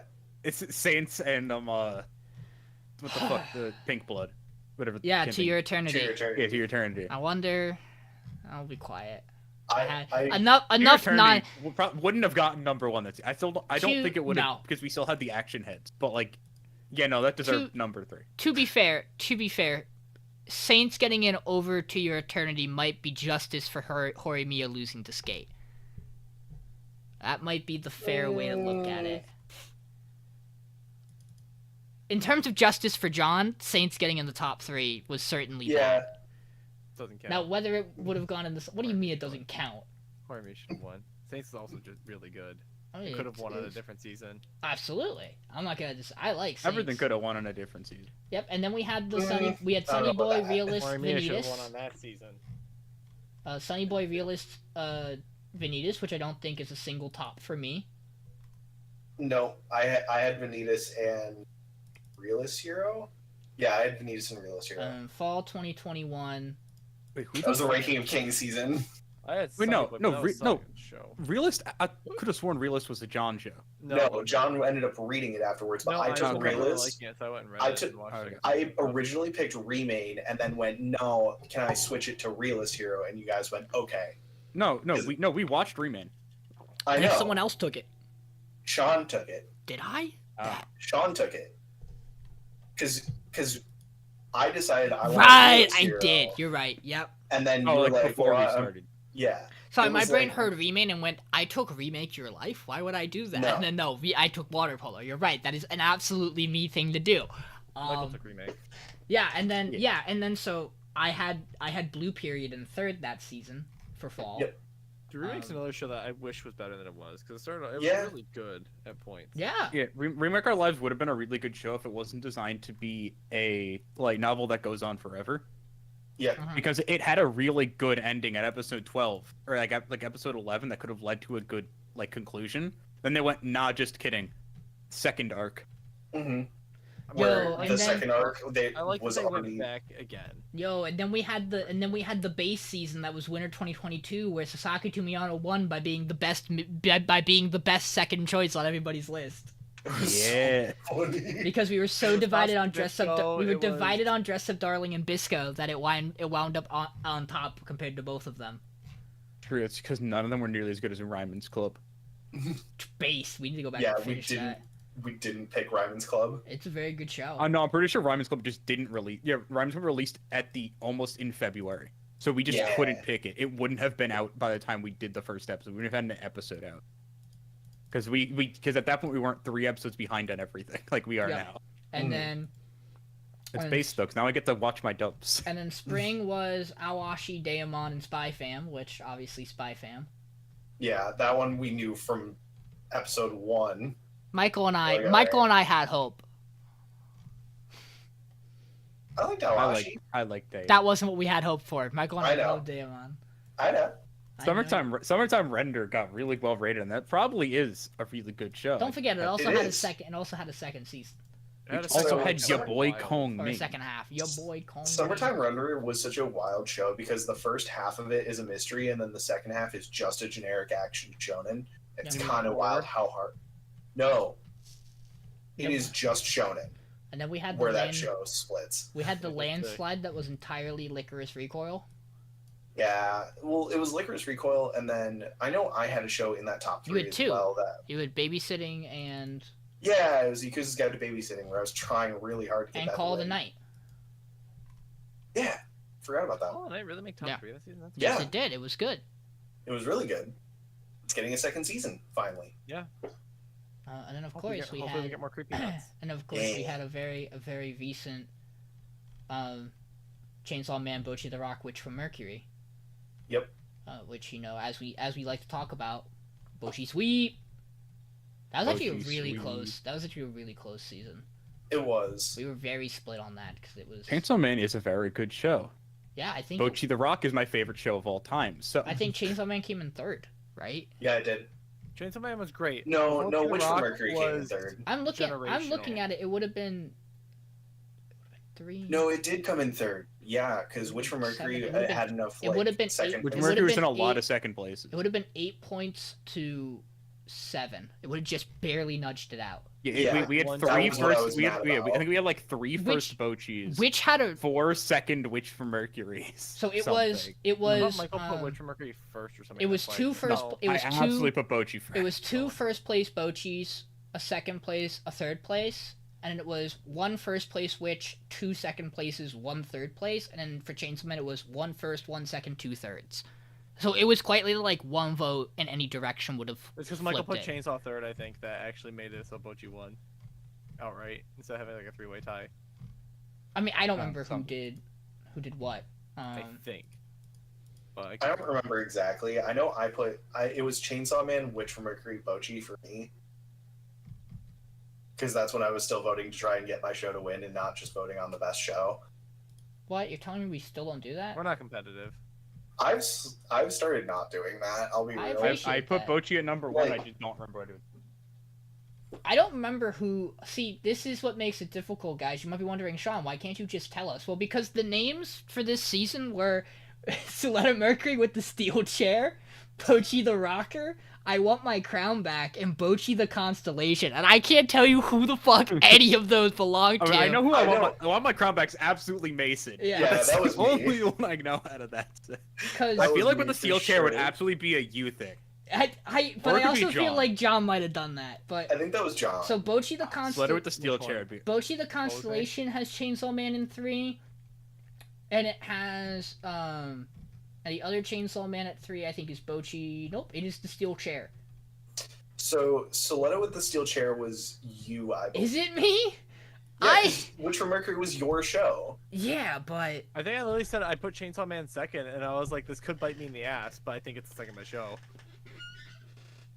I don't remember my thoughts on that. I really did like the end of Witch from Mercury for what it was worth, but like It was really good. That final episode was great. I don't. Yeah, it remember. was. I don't think we got to And the then- final episode, guys. 'Cause I think it was in 24 season 1. No, it was the second. It was a 12 and a 12. 12s. It was a I mean, smash. yeah, but yes, with the steel chair. Yeah, the second season certainly did happen. And then we had Winter 2023 because we might as well go through the rest of it while we're here. I was Homo buddy. about that, and it was really funny. Which that is No that is winner. that is the sweep, that is the biggest sweep we've ever had, which is full Trigun first places. Cries and Tomo-chan. God, that was a year ago now. And Which is that's crazy just- again because everybody hated Trigun on like the ratings. By the because way- it wasn't original Trigun. By the way, so fucking funny. Also, it was CG. The names for this voting document are, and that's the world champ difference, baby, in all caps. I will concede. Yeah, I'm fucking tomboy. That was mine. And then the last name, which is Whopper, Whopper, Whopper, Whopper. I was like, no, I absolutely didn't type any of those three. What the fuck was my name? Mine is definitely on fucking Tomboy. That's a lyric from a K-pop song. Yeah. I know World Champ Difference Baby is the Mason bit. 'Cause he Yeah. said that as like a consistent Which bit that season. which means the I concede Yeah. is me because I I was watching a lot of try Wolfie again. that season. Yeah, as you should. His fucking face. That's the World World Champ Difference Baby. I think Wolfie has like some of the best editing for his content. He's so out there. funny. He's so fun, dude. I always love watching his streams too, cause you'll watch his mental during a game. Just be like, it's literally that graph of like, it's so fucking over. We're so fucking back. It's so fucking Yeah. doomed. We're so fucking back. Okay, we won. Like that's literally Yup. Wolfie's mental. That's me too playing Pokemon. I'm like fucking turn one's locked in. I'm like, oh, I could do this. It's so fucking over. They do something different in Terra. I'm like, oh wait, it's even worse, and then I still somehow win. And then spring was Hell's Paradise. Yep. And then we don't talk about fall. Rest in peace. Yeah, rip in pieces. Oh, yeah, fall. summer didn't happen. Summer didn't happen. Summer didn't I think happen. we were in because we were too still busy. God, summer would have been a season because Yeah. There we was would have had Zom nothing 100 that at like season. number ones, and then it would have stopped. Which Yeah, was there- what was in summer again? Like, Summer what had hitters? Zom 100 and then like nothing else. What did we have on the podcast? We website? didn't. We didn't. We We skipped. didn't. We We didn't skipped have it that because podcast. We just our keep using schedule off, that's or right. scheduling Like, could a lot of not sequels work. didn't feel like it. Yeah. That And probably last would end season up going to also like kinda boomed. Undead Girl Murder Farts. I was in the middle. I was in the middle of depression. depression. Yeah. Understandable. I was Yeah, so getting let's into see. depression. Let's see. Zom 100. My Happy I was Marriage. playing Pokemon, which is kind of similar to depression. The girl I like forgot her glasses. Yeah. That forgot show about looks that one. Oh, adorable. But it's also by Gohans. It's am the I Flip act- Flapper Studio. Am I actually the strongest? We also The made Dreaming Boy is a K. realist. This looks Vein of the great. Seven Spellblades. Liar, Liar. Undead Murder Farce. Oh wait, that was like Realist Hero Part 2. I Dark remember Gathering. that. Guys, I don't know what we're talking about. Clearly, the champion of that season would have been Reborn as a vending machine. I now wanted the dungeon. Classroom for Heroes. My unique skill makes me OP even at level 1. My Tiny Senpai for the 3rd time. The Great Cleric. My Masterful Cat is depressed again today. That was that What wild. the fuck did they do with that Fully Cooley? Oh, it's bad. Oh, it's bad. It's really bad. A 4-7. What It's the really bad. fuck? It's so bad. Was that the It's- season that Hulk started? Yes. Yes, it is. Tempura, Yo, that was no Carve one can Vanguard live Will on Plus Dress loneliness. Season 3. Let's go. The most heretical last boss queen from Villainess is Sweet Reincarnation. Saint Cecile and Pastor Lawrence. The level 1 Demon Lord and One Room Hero. The Altair Ryza Show. Atelier, right? It's a- Yeah. Tell- The Gene of Atelier. AI. Ayaka, A Story of Bonds and Wounds. The second season of Spy Classroom somehow. Sin Duality Noir. Johann the Parhalian Sunshine in the Mirror. Do you guys know what that one is? No. You do. That's the fantasy love life. Oh yeah, Sunshine in the Mirror. That legit might have actually done really well. Yeah, Probably would have, honestly. Bang Dream, It's My Go. And that looks like that's it. So yeah, that would have been a rough season, I think. Yeah. We Also, would have gotten to the end of picking and made like a gentleman's vote to let Mason pick 1,000-Year Blood War because we needed something. well, we also, I think another reason why I was keen with skipping it is that I didn't have to go through the justification of why I'm not letting anyone pick Rurouni Kenshin for this season. Yeah. Sorry, you do horrible things, you don't get to be on the podcast. That's just how it goes.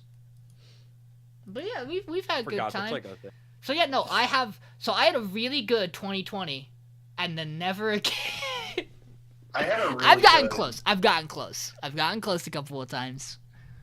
And who knows? Maybe this season. We'll see. Sign of Affection's really good. I'm worried, John. It's gonna be tight for me between what I walk out. It's really gonna be how they end the shows for those two for me. And now it's just time to figure out what's gonna take that 3rd place slot. Will it be Hokkaido Gals? Will it climb the ranks to top 3 to be the world's most assuredly 3rd place show since fucking Dead Mount Deathplay? Fair. Nothing will ever beat the most assuredly fourth place. Which is show of Kimono. all time, Kimono Jihad. Which you know what you know what's that was the absolutely most like we went into that going, this is just fourth. you know what's place. There absolutely isn't crazy a choice is there here. was a moment where we all thought about it and we went, is it better than Wonder Egg? And the answer is end product, yes. But are you allowed to put Wonder Egg as fourth place given what you got for the first half? And I think we all collectively decided probably not. I mean, I thought with the I still think with the 12 it was a more enjoyable show. I think you and I were kind of the with the special. No, I would argue. oh I'd yeah, argue Kimono Egg's Jihen worse. leagues above it. I want my Like my it's season crazy two. how dog shit that special was. Very few shows can No, result. not Mason casting slow internet. No. Very few shows. Why is Sephiroth bouncing a Kirby? Very few shows can truly match a here's a child's decapitated head as he smiles at you. Kimono Jihen based. But yeah, so we'll be back with our 5 remaining shows next week. We'll see if I have binged all of Solo Leveling in the meantime. There's only one There's more only one episode episode out out of Solo today, and Leveling. it'll be the one tomorrow. I know. Yeah, so it's gonna This be. one's pretty good so far. I've been watching while we started talking. Background. See, I want to wait for Solo Leveling's dub to catch back up. Fair. I was enjoying that. Alex Lee does a fantastic job as Shinwu. No, I definitely see it. But yeah, so we will we'll talk to you guys sometime next